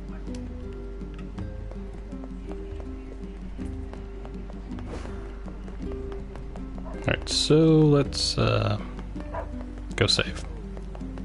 Then we'll do that thing. because I get weapons out of that, so...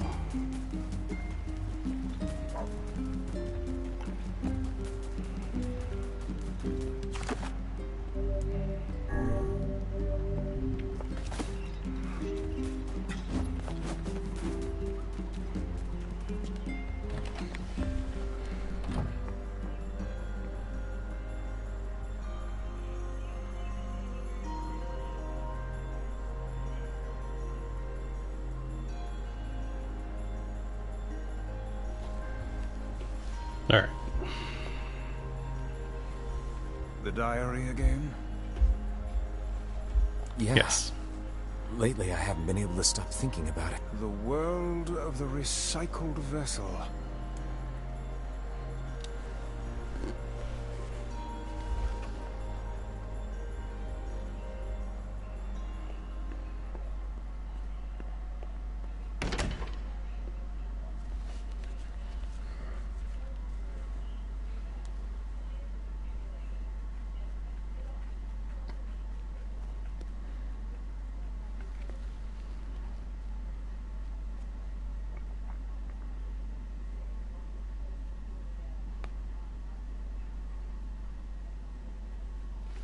Alright.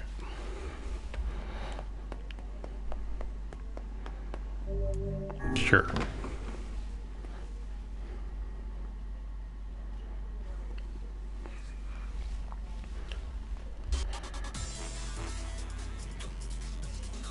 This is the world of the recycled vessel, created to avoid the destruction of all.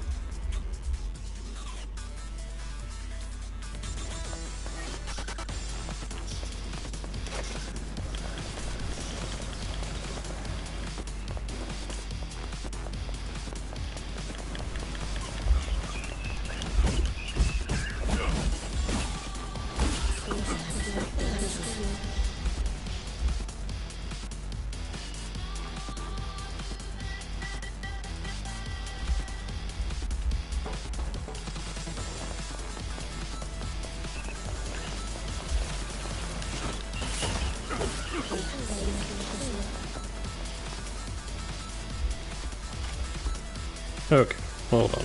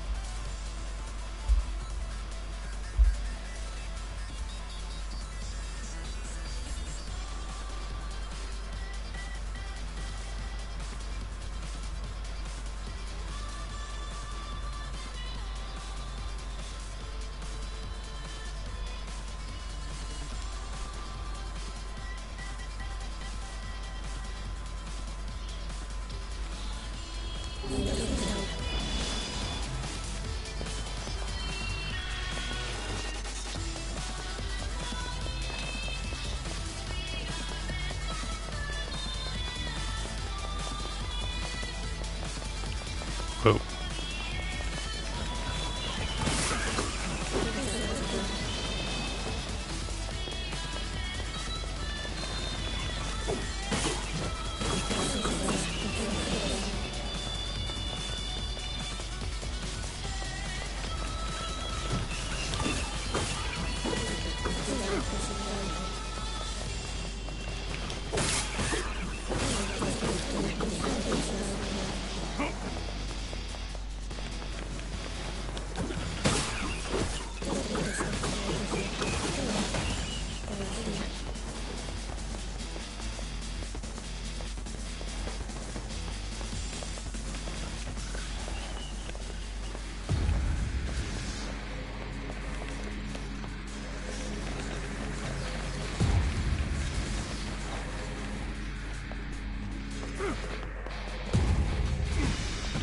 Ow.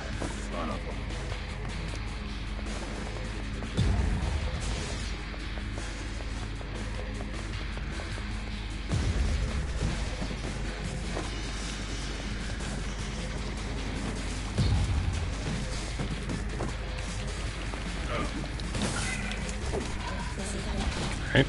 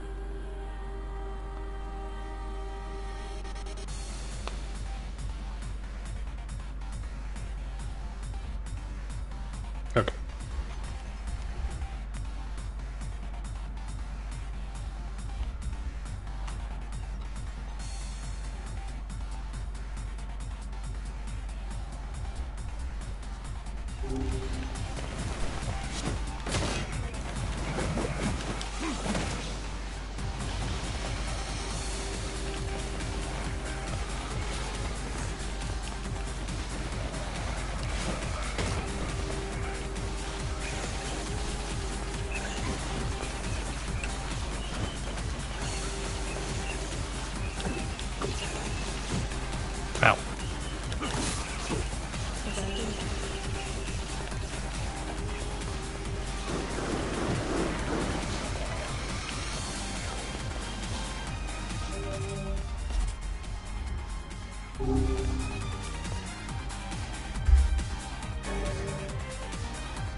Cool.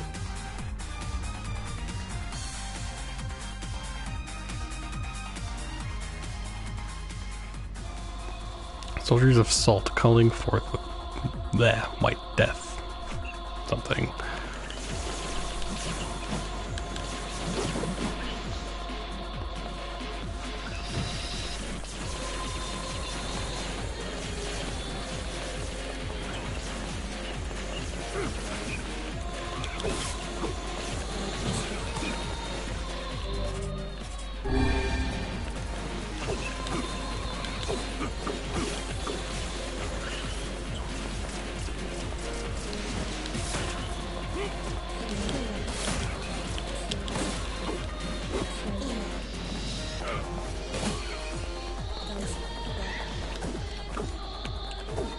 Whoop.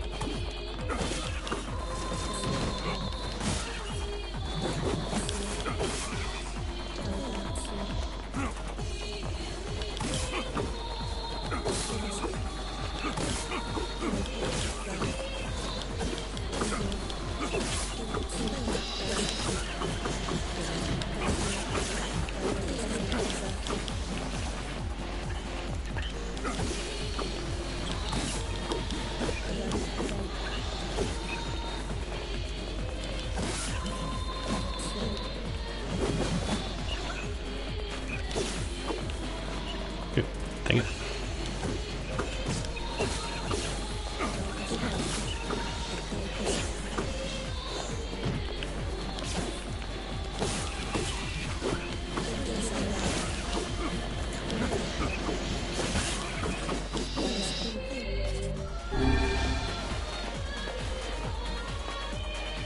Alright. Famed one-handed sword fool's embrace.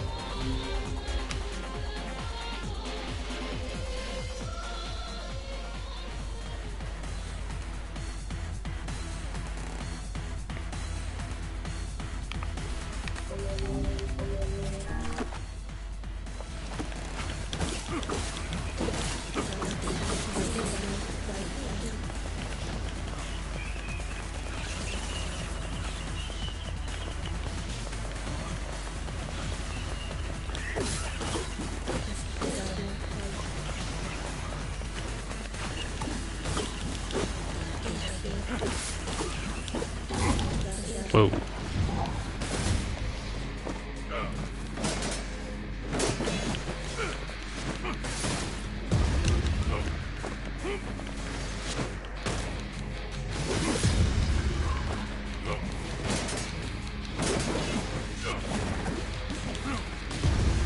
Dang it.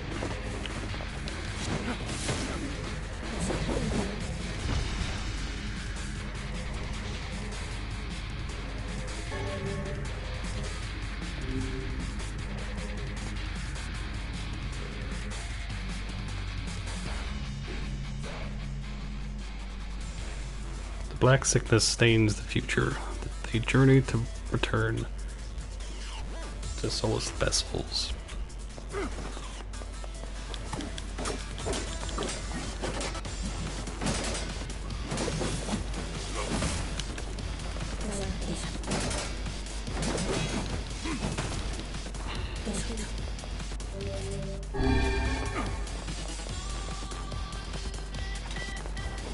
Alright.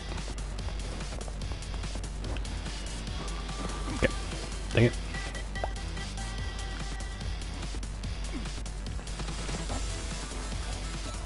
Wow.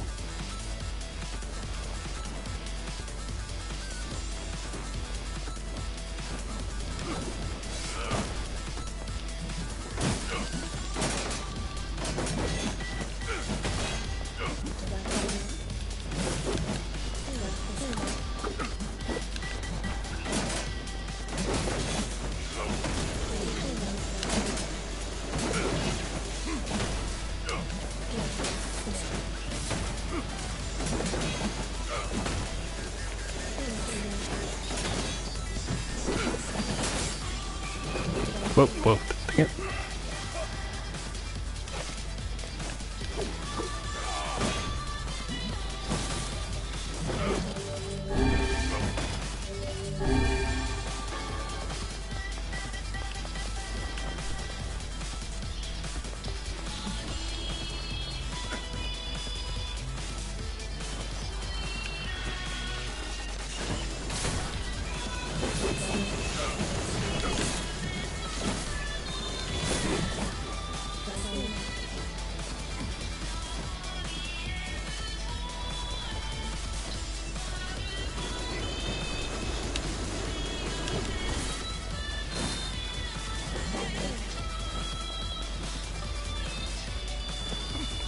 Really?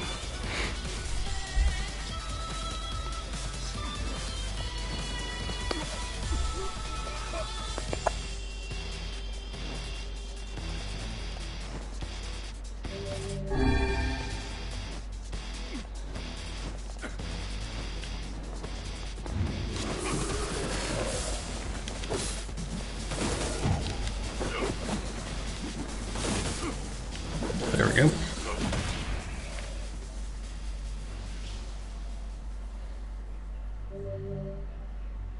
Obtained the Kabuki outfit.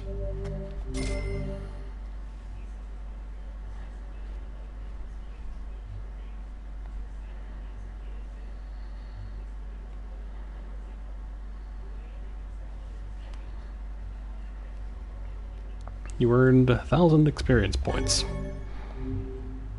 That's a very minuscule amount of XP, but whatever, I will not complain.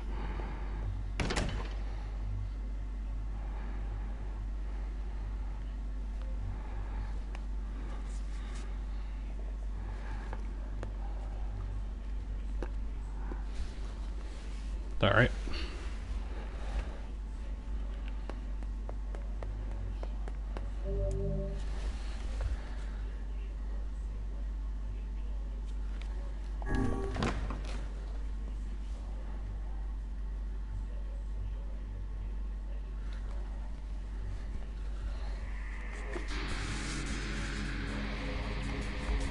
The apocalypse divided the world in two. On the nose, not day something.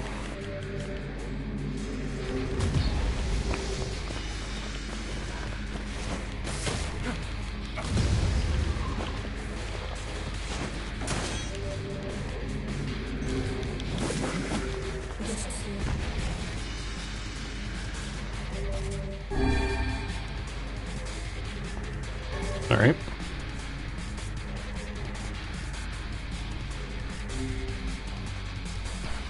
I feel like they're overcompensating. Black and white, 13 packs. The vessel's forms something.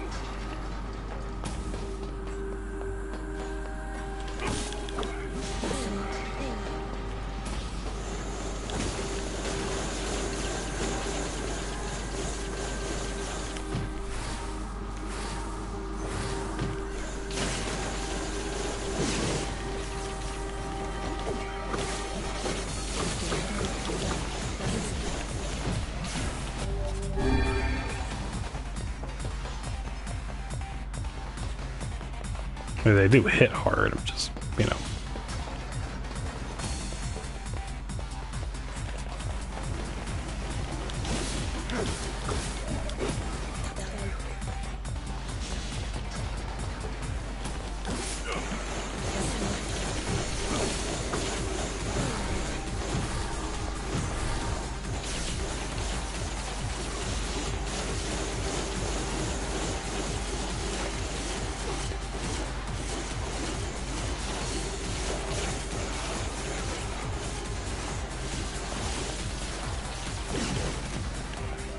Awesome.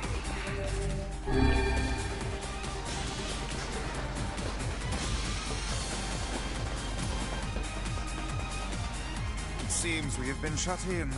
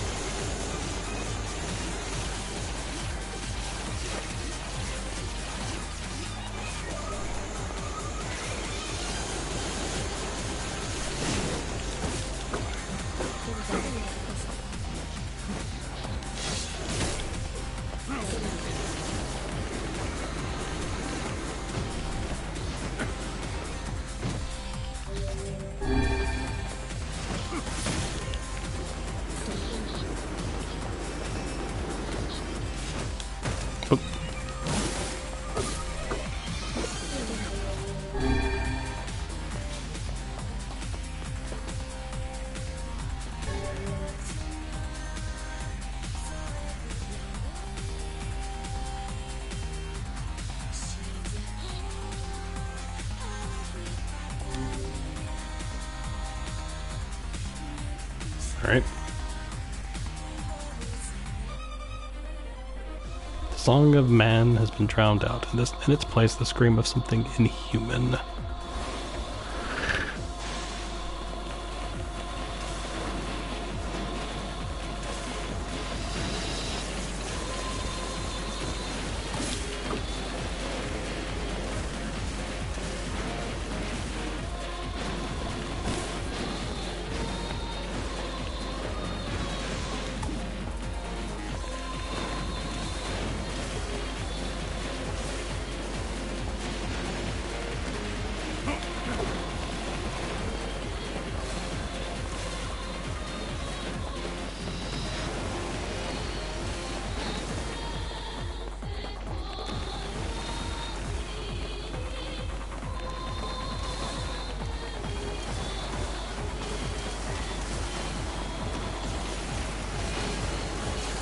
Okay.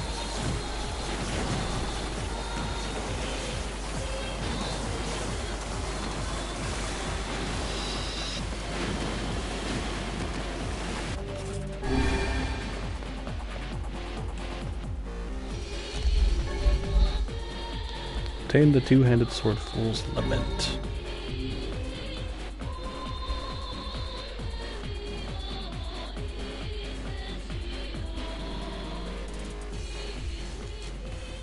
Sky fails with the dragon, falls with the dragon. The world ends this day.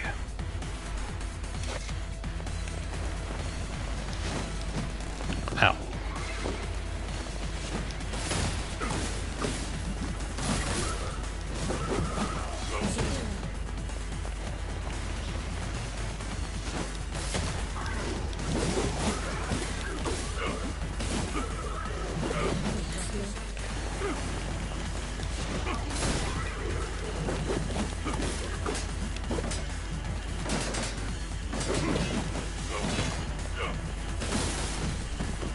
Dang it.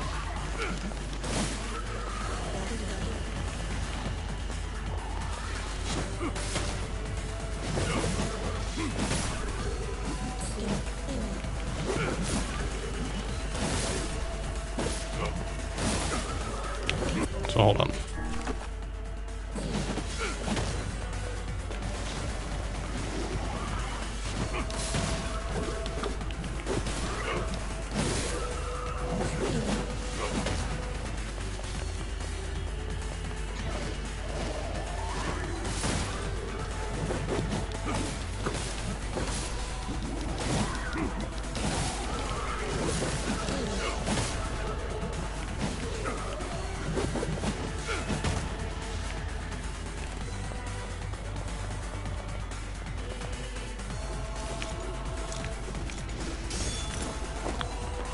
Okay. Trying to time that was a thing.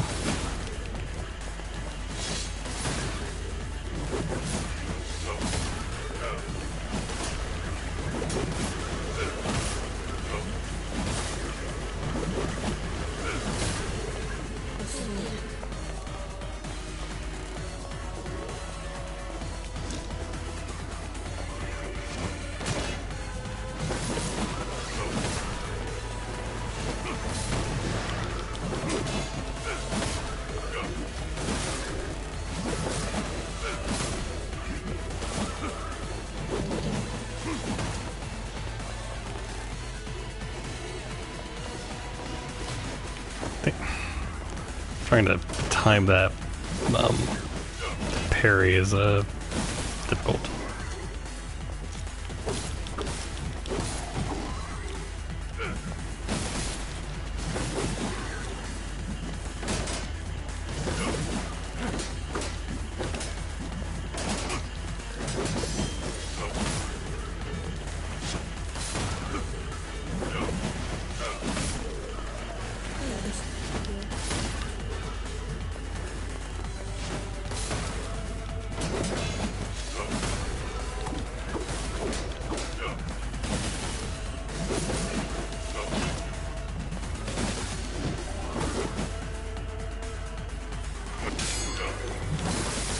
Nice.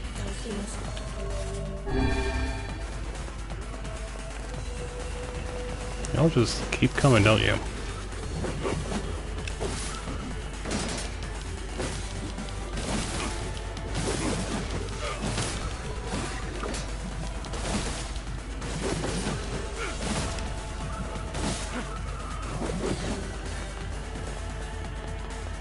Any more?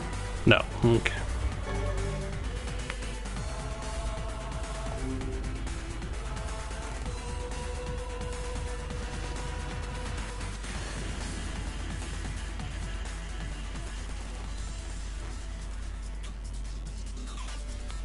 A puppet priest collects something.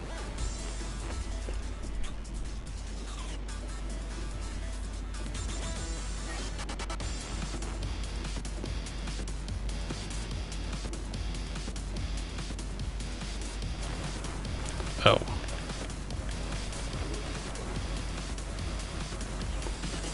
Really?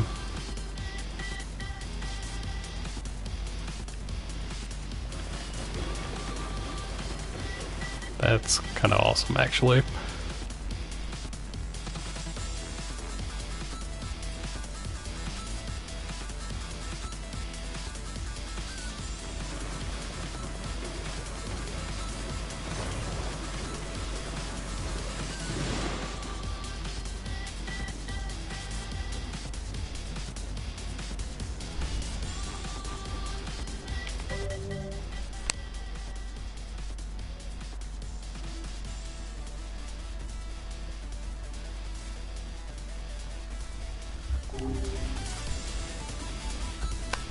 This is kind of awesome, actually.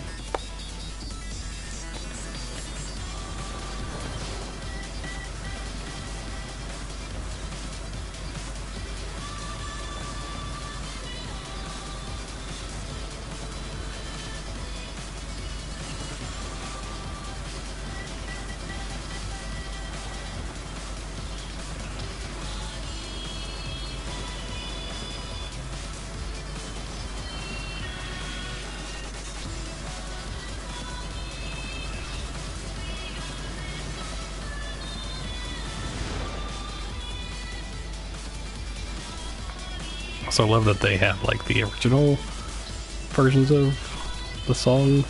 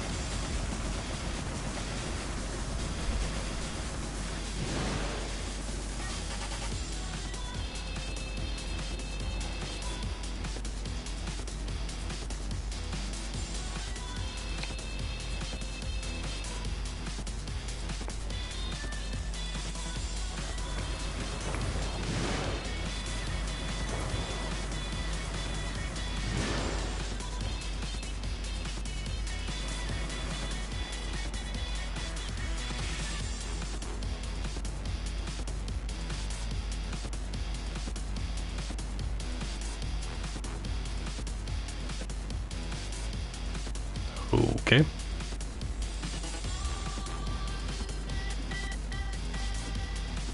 Bum bum bum bum.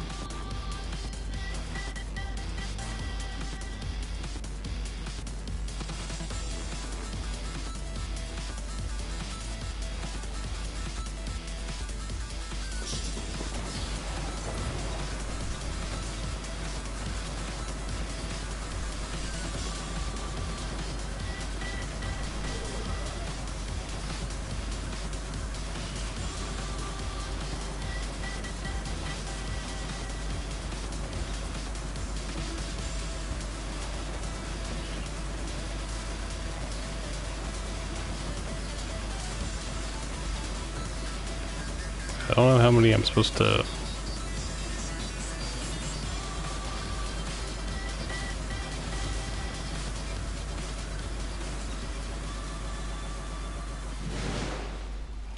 Okay. Whoop. Samurai outfit.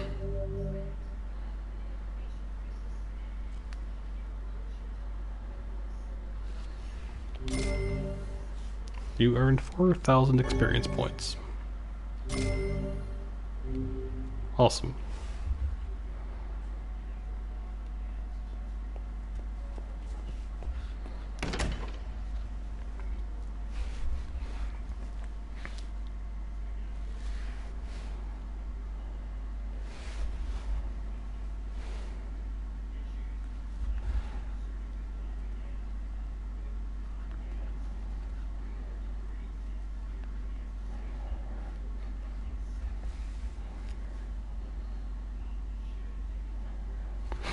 All right.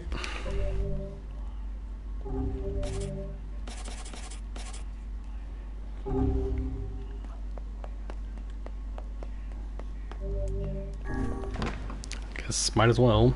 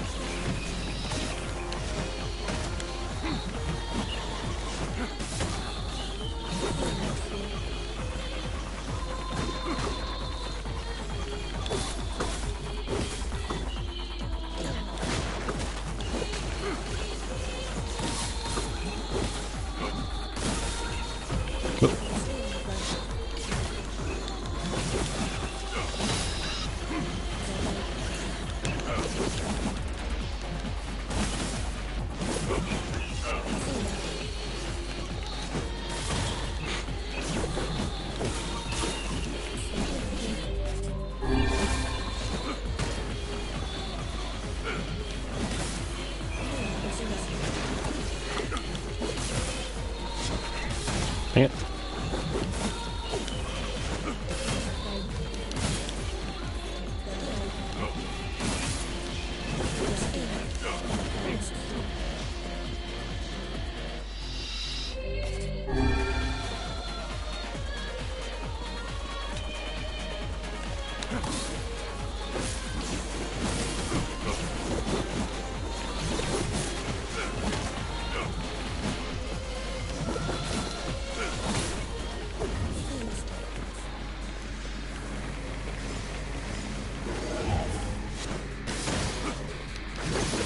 Oh, you're a toughie.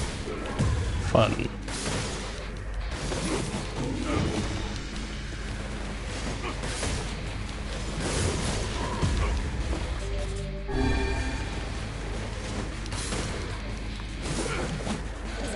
Nice.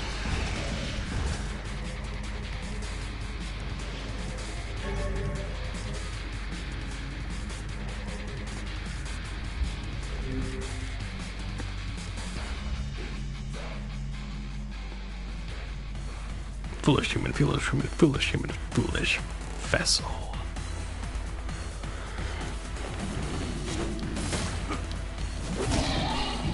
Oh gosh.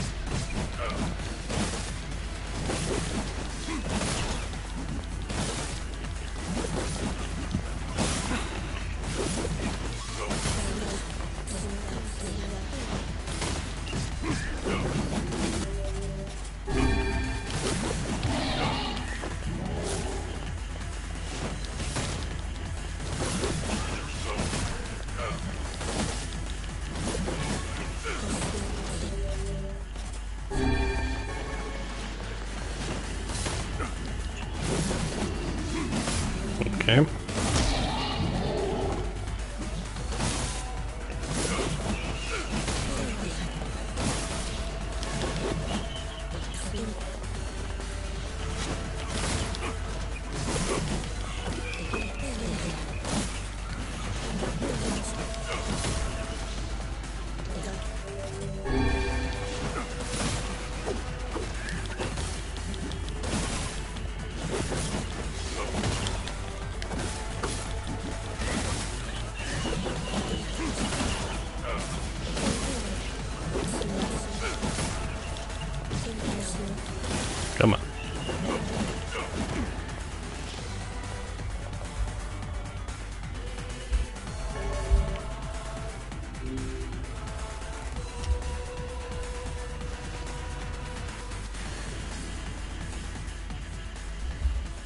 All is paid.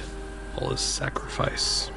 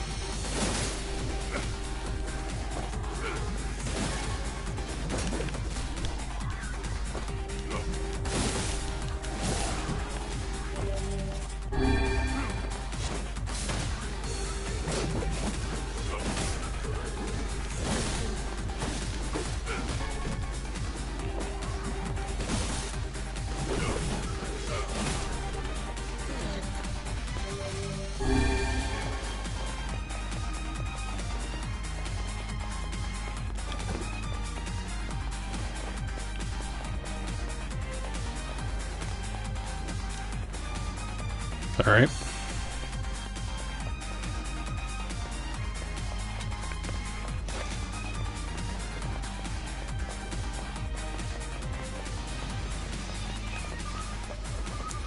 Woo.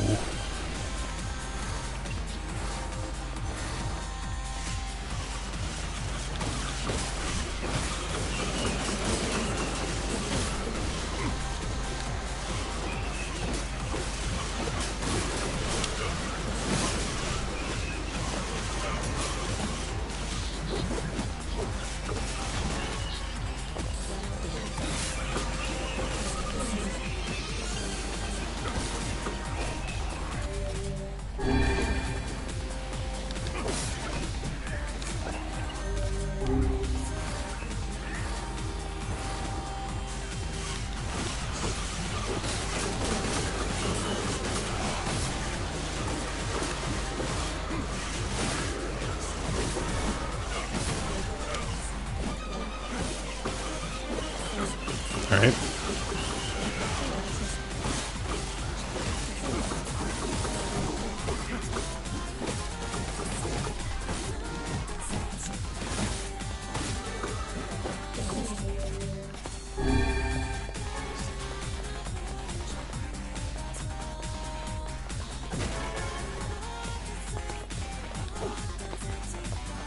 Okay.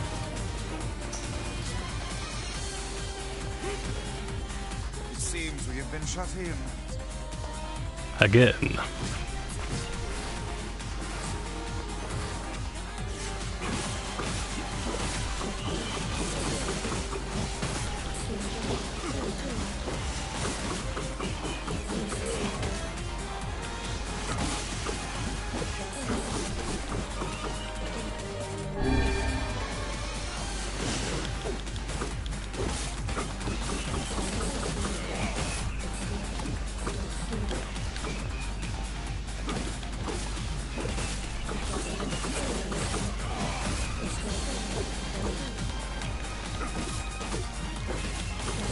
I was gonna say, this is probably the most challenging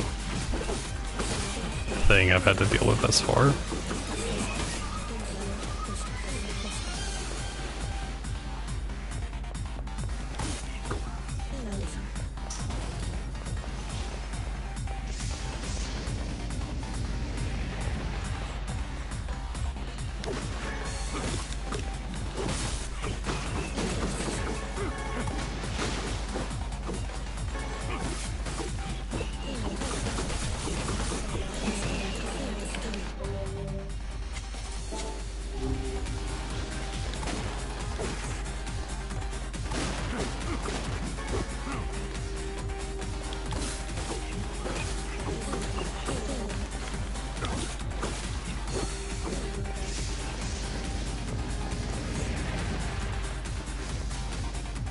seems we have been shut in.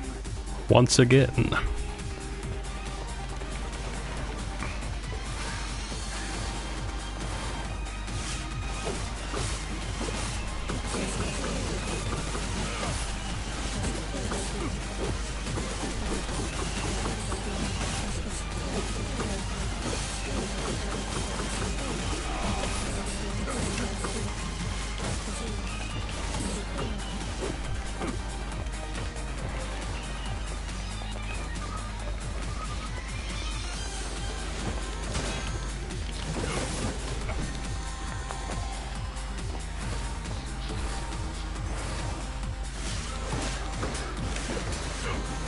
Come on.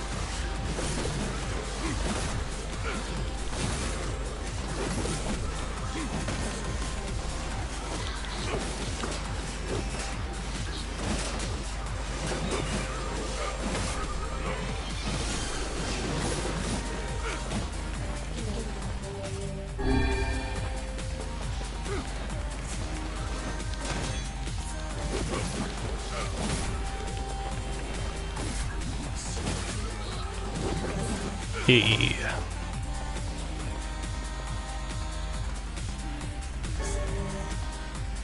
Tame the spear fool's accord.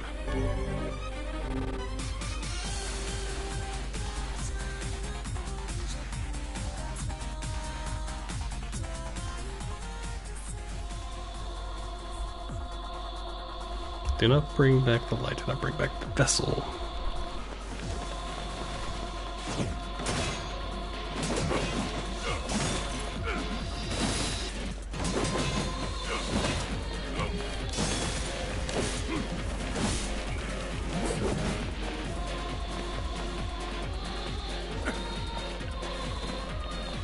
Wait.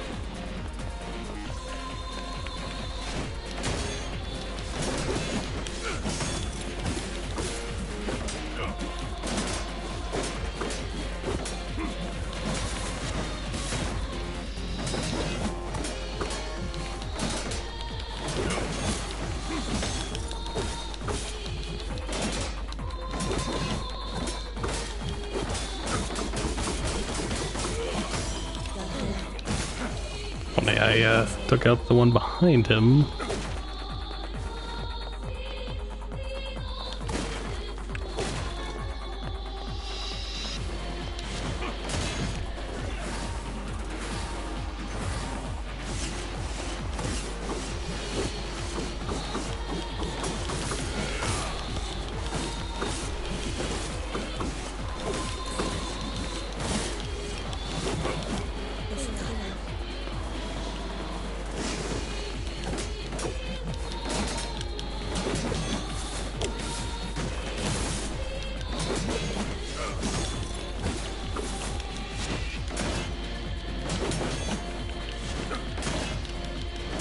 Come on.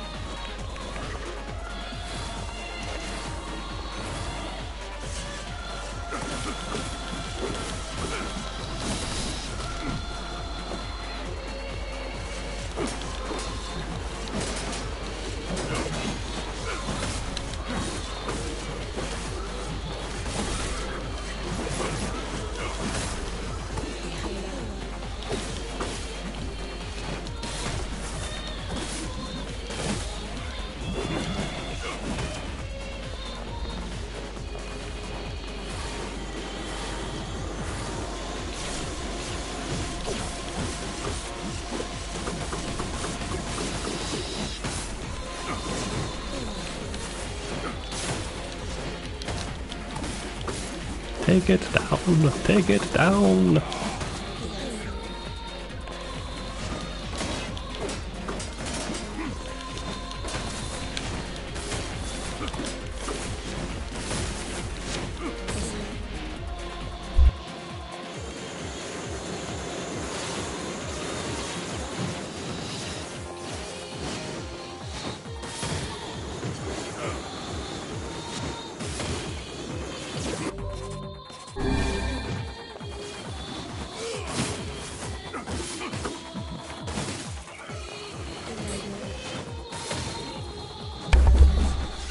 Awesome.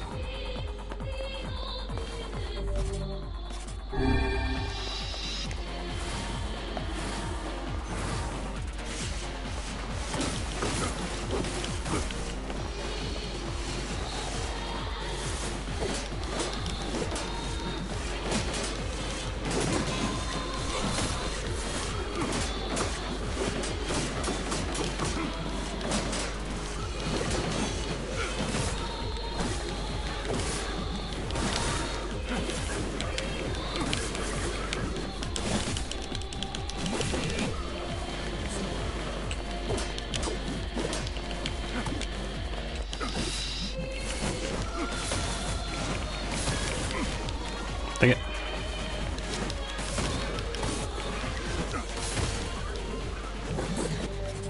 And now we got a boss.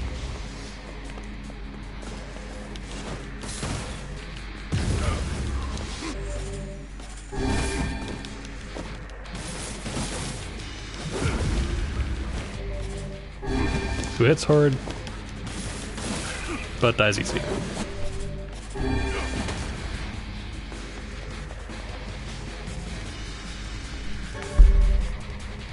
Awesome.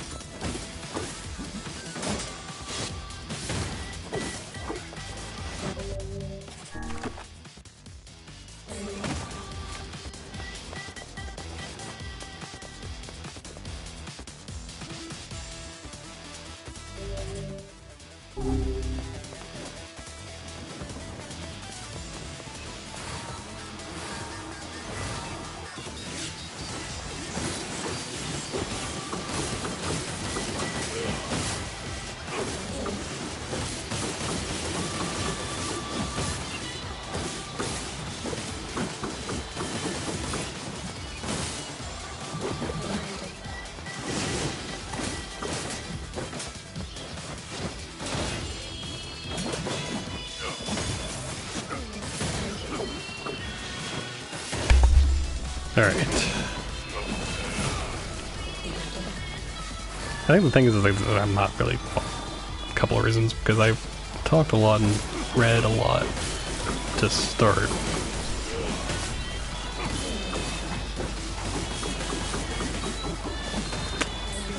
And not really much to add or say, really, with this section. Other than we have every weapon now, and I feel good about that.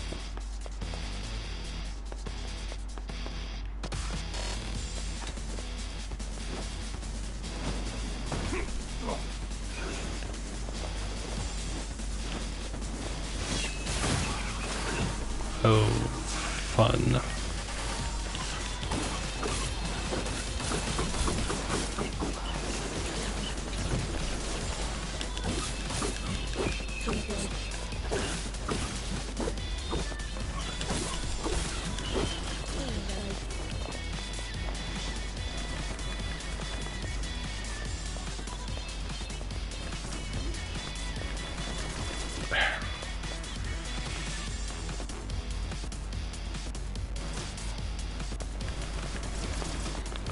Please just...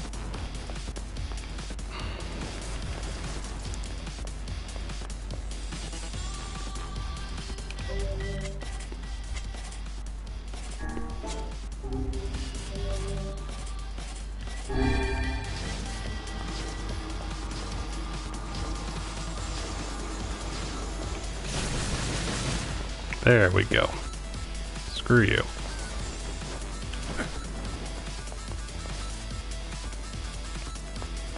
Assuming I can't leap that way.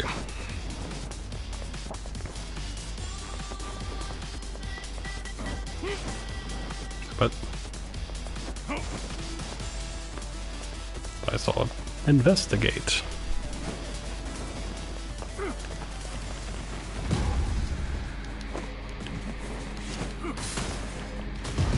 Think, move.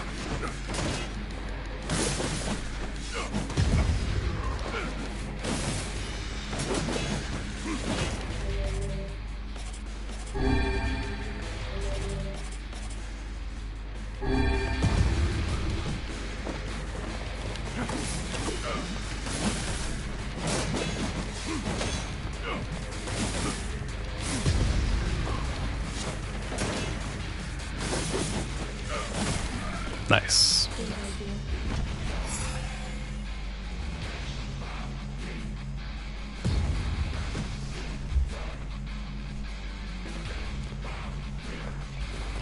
Well, that was a little lame, but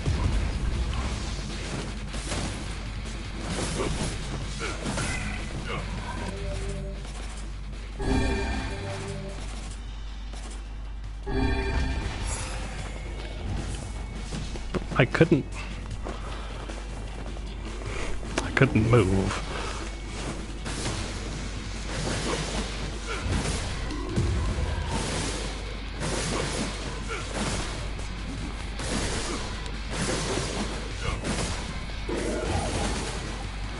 Nice.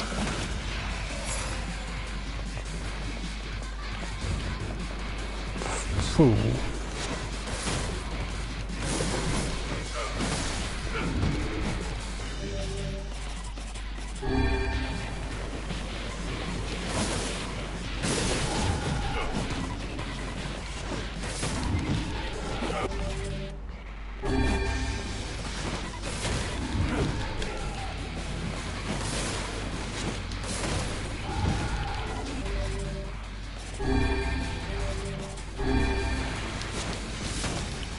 Nice.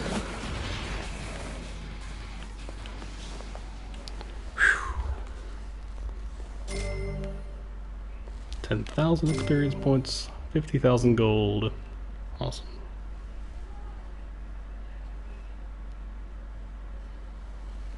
A dreaming vessel in a recycled world until the time of its awakening comes.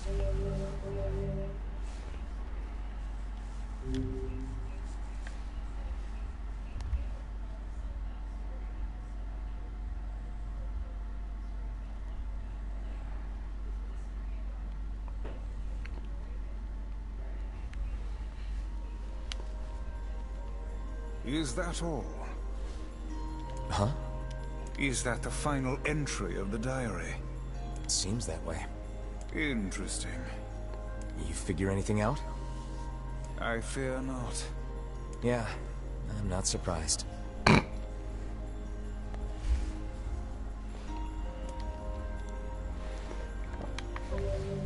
Well, that means we have every weapon now, which is awesome.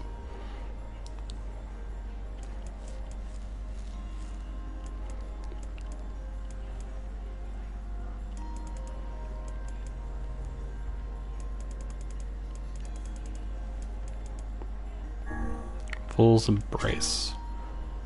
I was saved from the despair that shackled me. I was freed from the fate that cursed me. I was pacified from the indignation that plagued me. I was changed by the day I met you. Fool's lament. Not...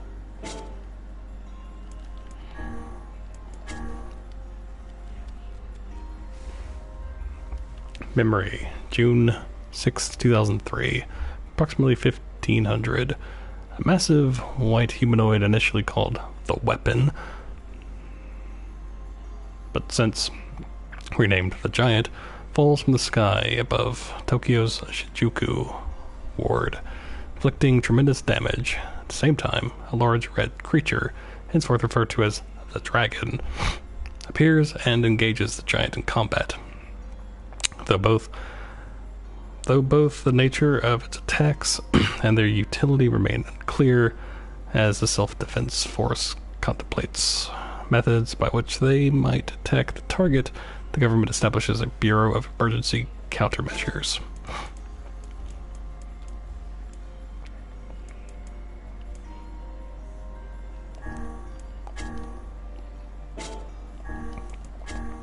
Alright. Fool's Accord. This is a story of a sorrowful prince, a prince of a kingdom in a time long past, attacked by the forces of darkness.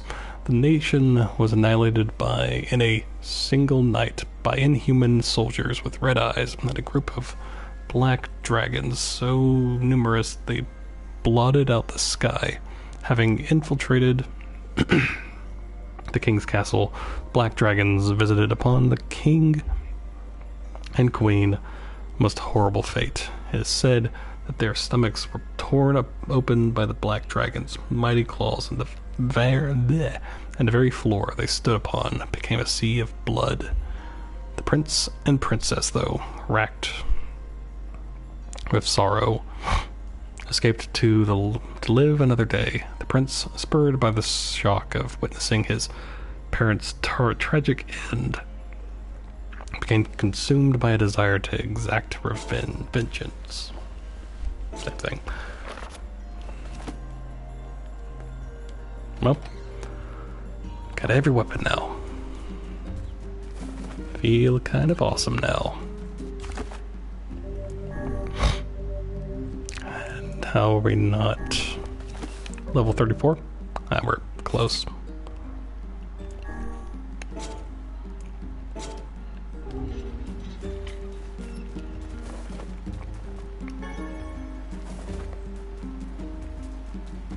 Well, let me check the area.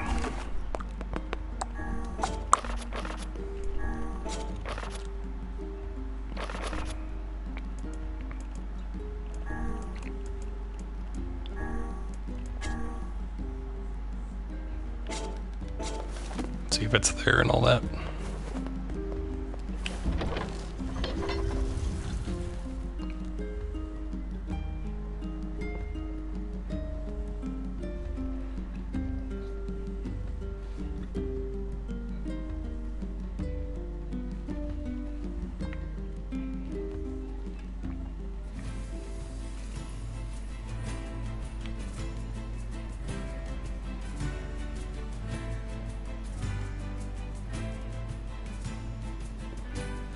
All right.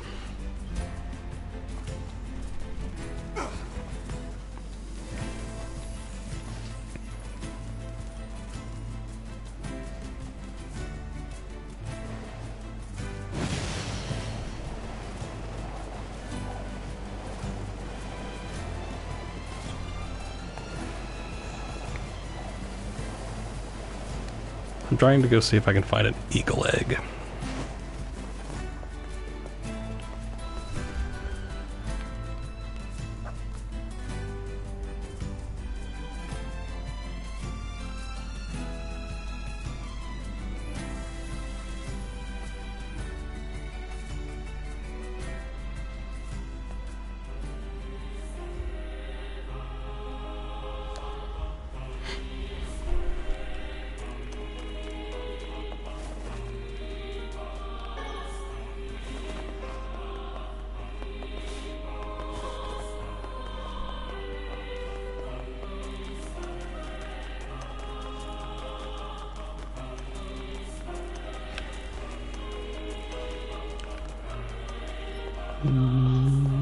Okay.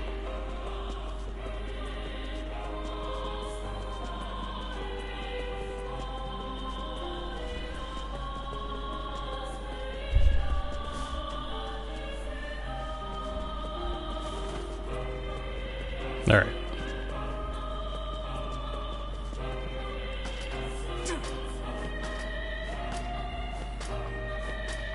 Because I know eagle eggs spawn here, so...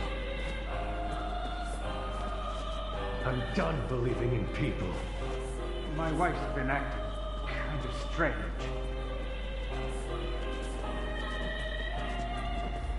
Doesn't look like it spawned up here.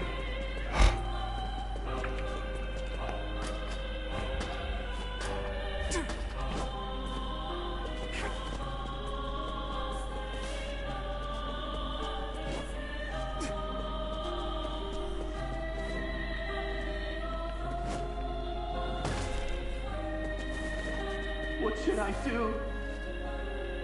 Die. No.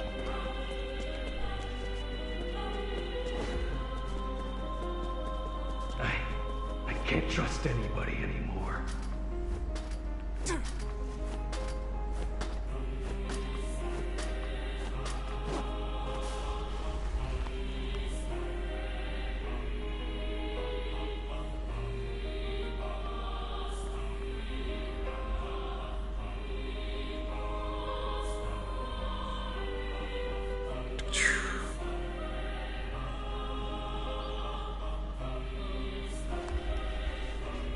Alright. Obviously we didn't find an eagle egg, so... 'cause I think that's the only spot they can spawn in, so...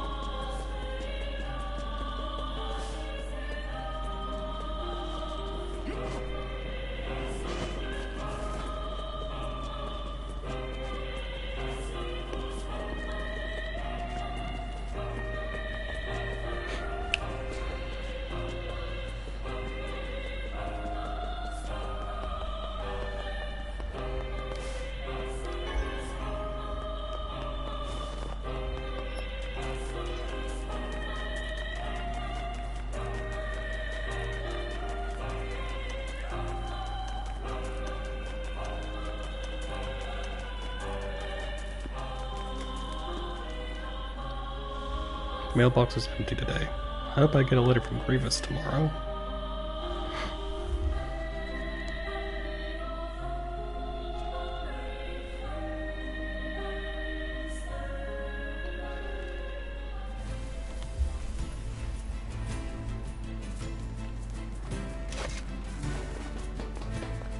Let's check again.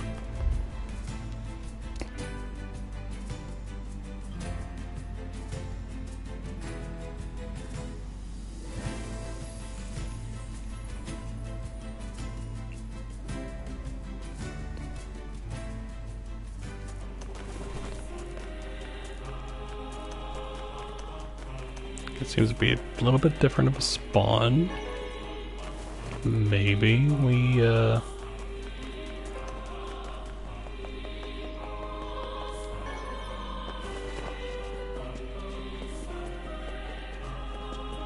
can't really see from down here.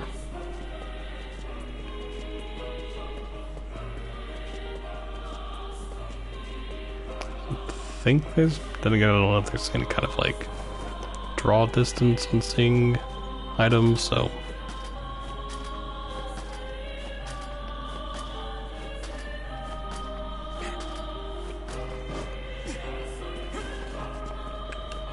My wife's been acting kind of strange. it doesn't look like there's one.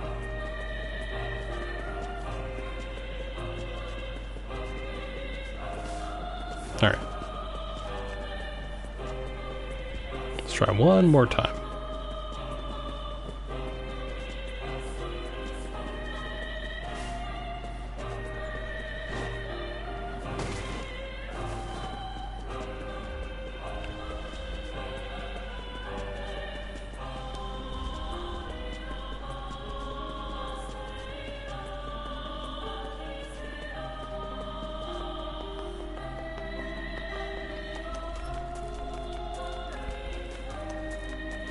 Just run.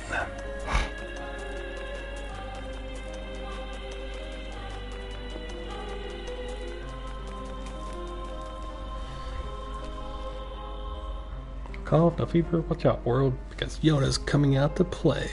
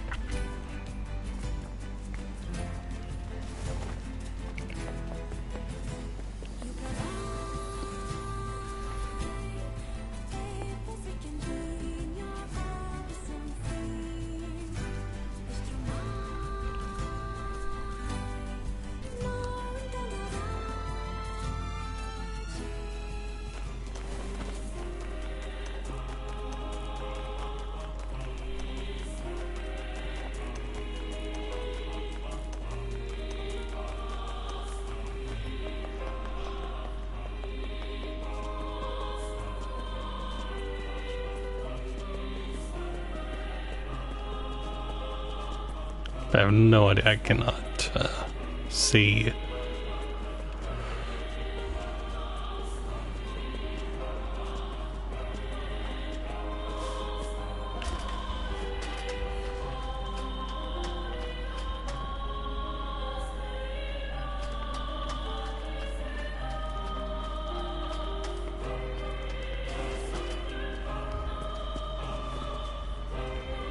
I'm done believing in people. My wife's been acting kind of strange.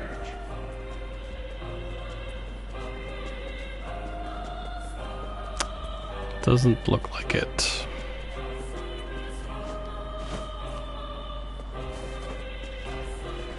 Just want to check something.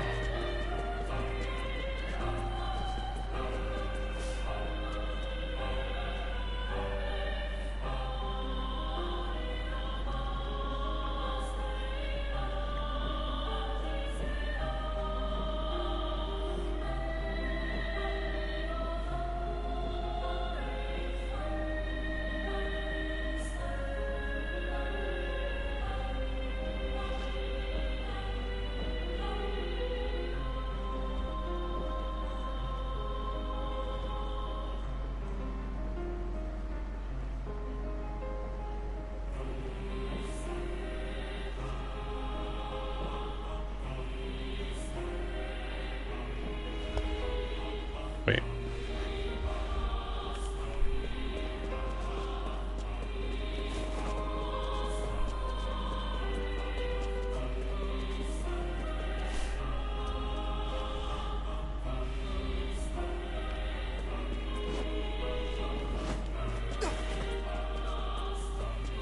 What should I do? So I was looking at the wrong place. I can't trust anybody anymore.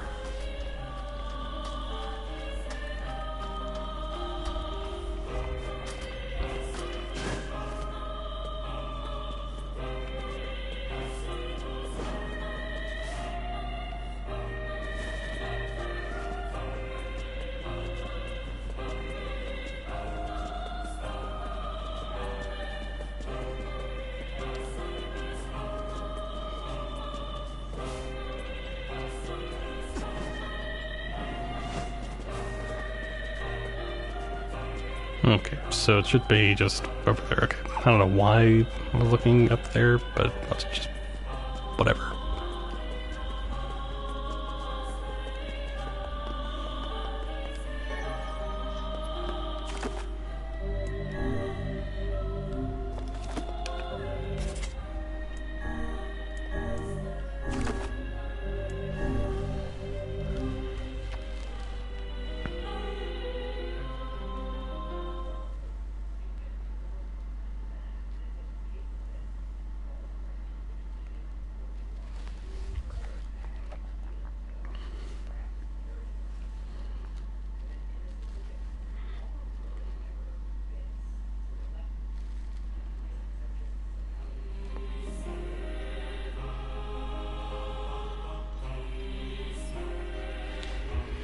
All right.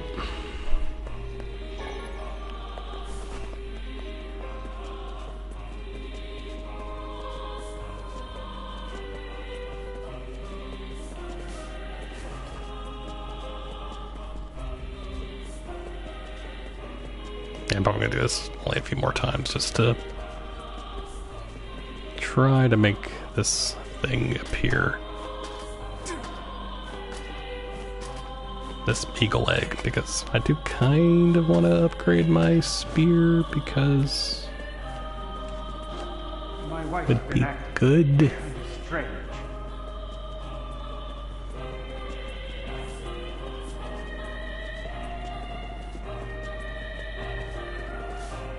Yeah, no.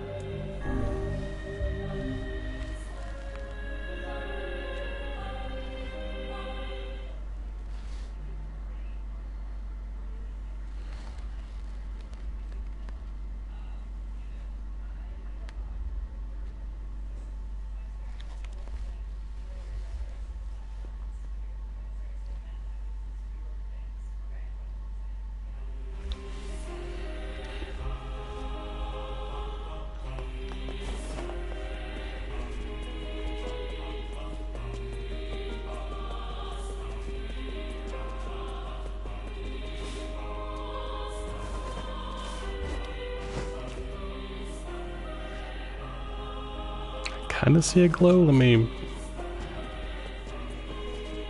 just check.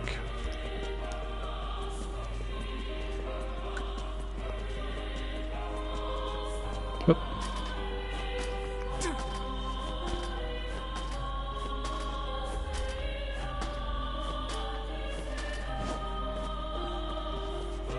I'm done believing in people. My wife's been acting kind of strange. Looks like there's a shiny.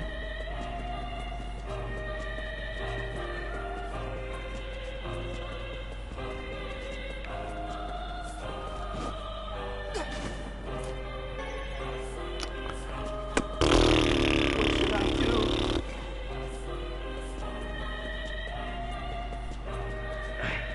I can't trust anybody anymore.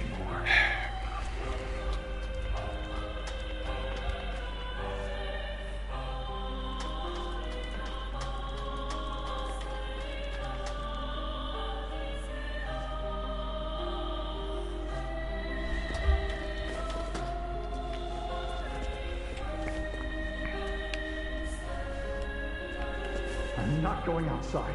Never, no matter what. I'm scared. Go away. Wait. Okay. Don't know what I was doing there. Whatever.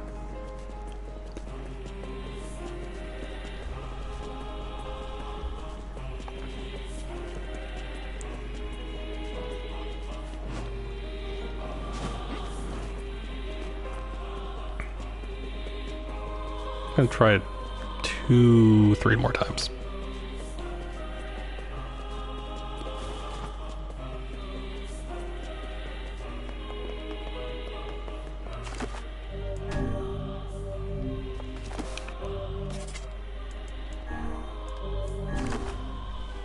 It's basically gonna be the last time you probably see me doing any of this kind of stuff, because the rest of the way will just be going through the story, and that's it.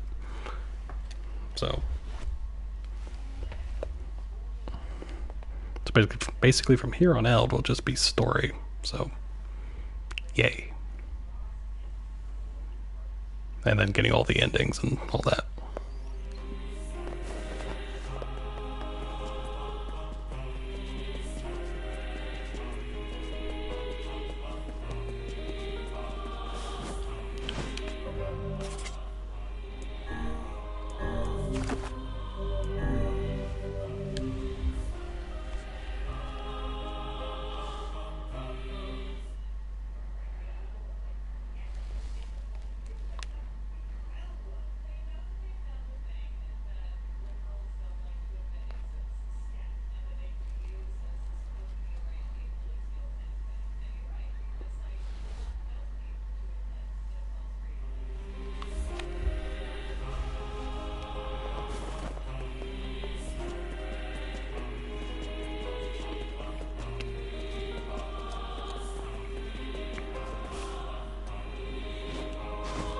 Is a shiny.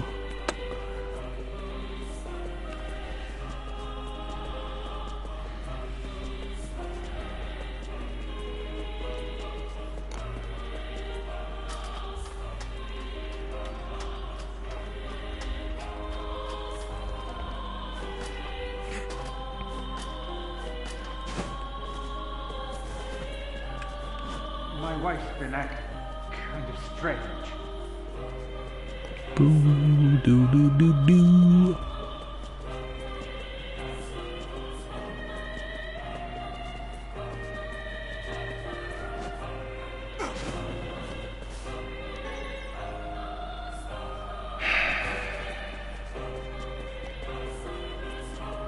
I can't trust anybody anymore.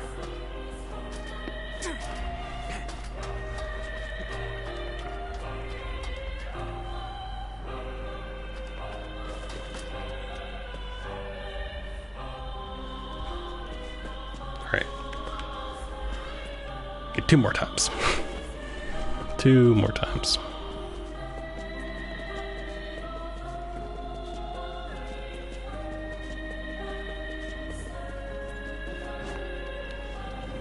Been funny, like the first time I came in here thinking it was up there and not down here. Funny, the eagle egg spawned. Knowing my luck, that's probably what happened.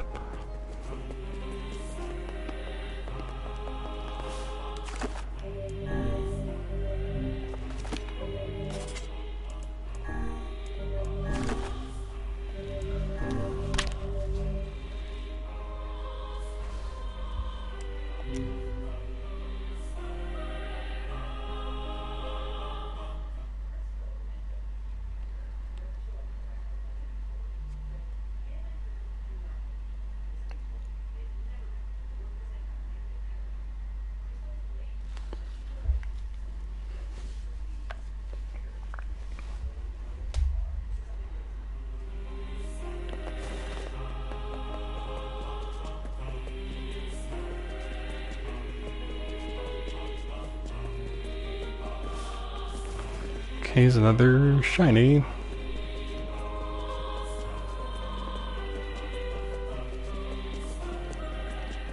Bum, bum, bum.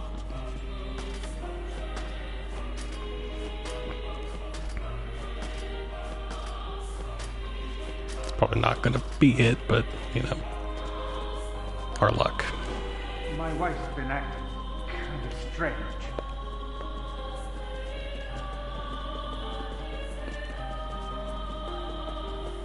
Hopefully it's the egg.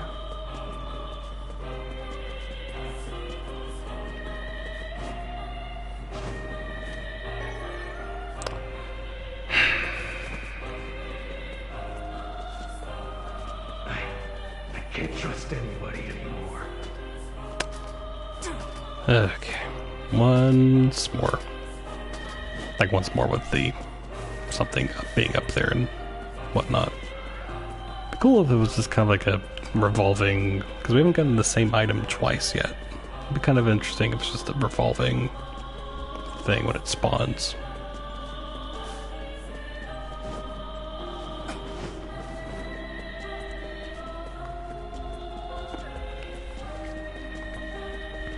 Like, you're basically bound to get it eventually if you keep at it, kind of a thing.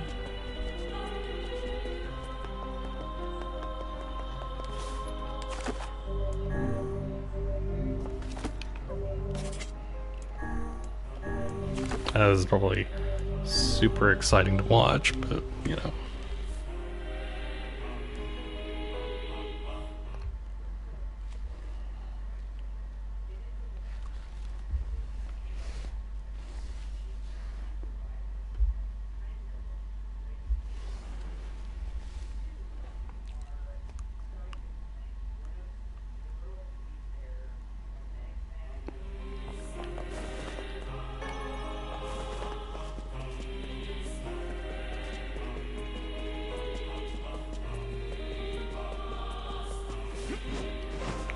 Okay, nothing there.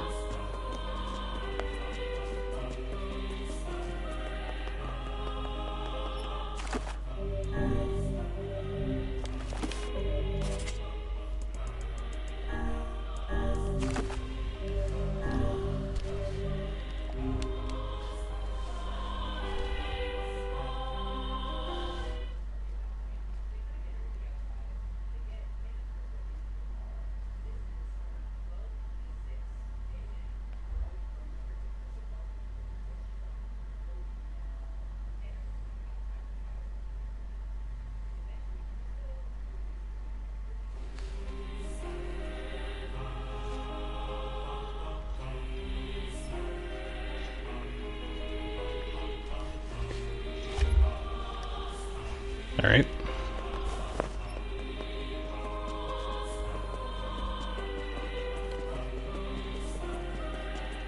Good look. Yeah, there's a item up there. This will be the last one we try this round. I'll probably try to just keep on myself and see if I can get it.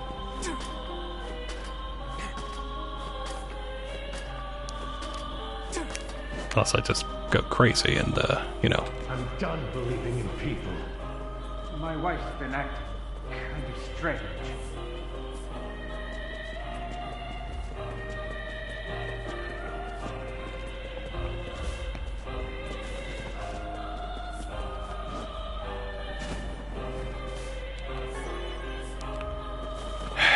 well... Again, we still haven't gotten the same item. So, there's that.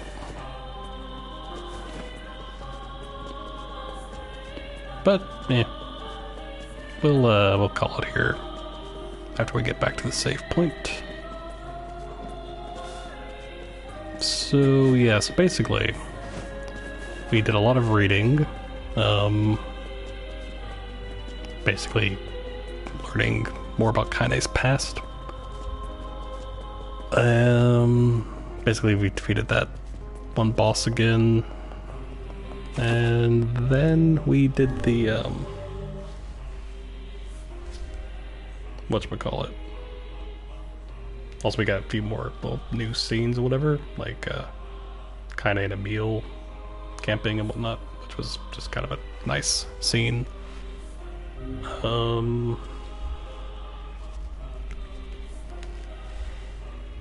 And then we got all our weapons, and that's pretty sweet.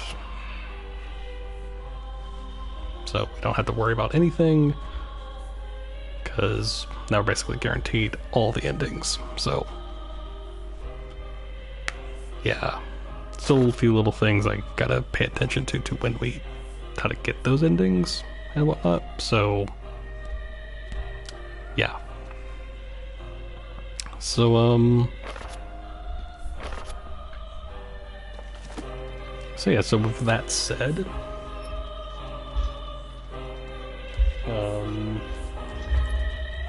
basically from here on out it's all gonna be just story stuff and all that good stuff. Yeah. So anyway, so thank you everybody for watching, and until next time.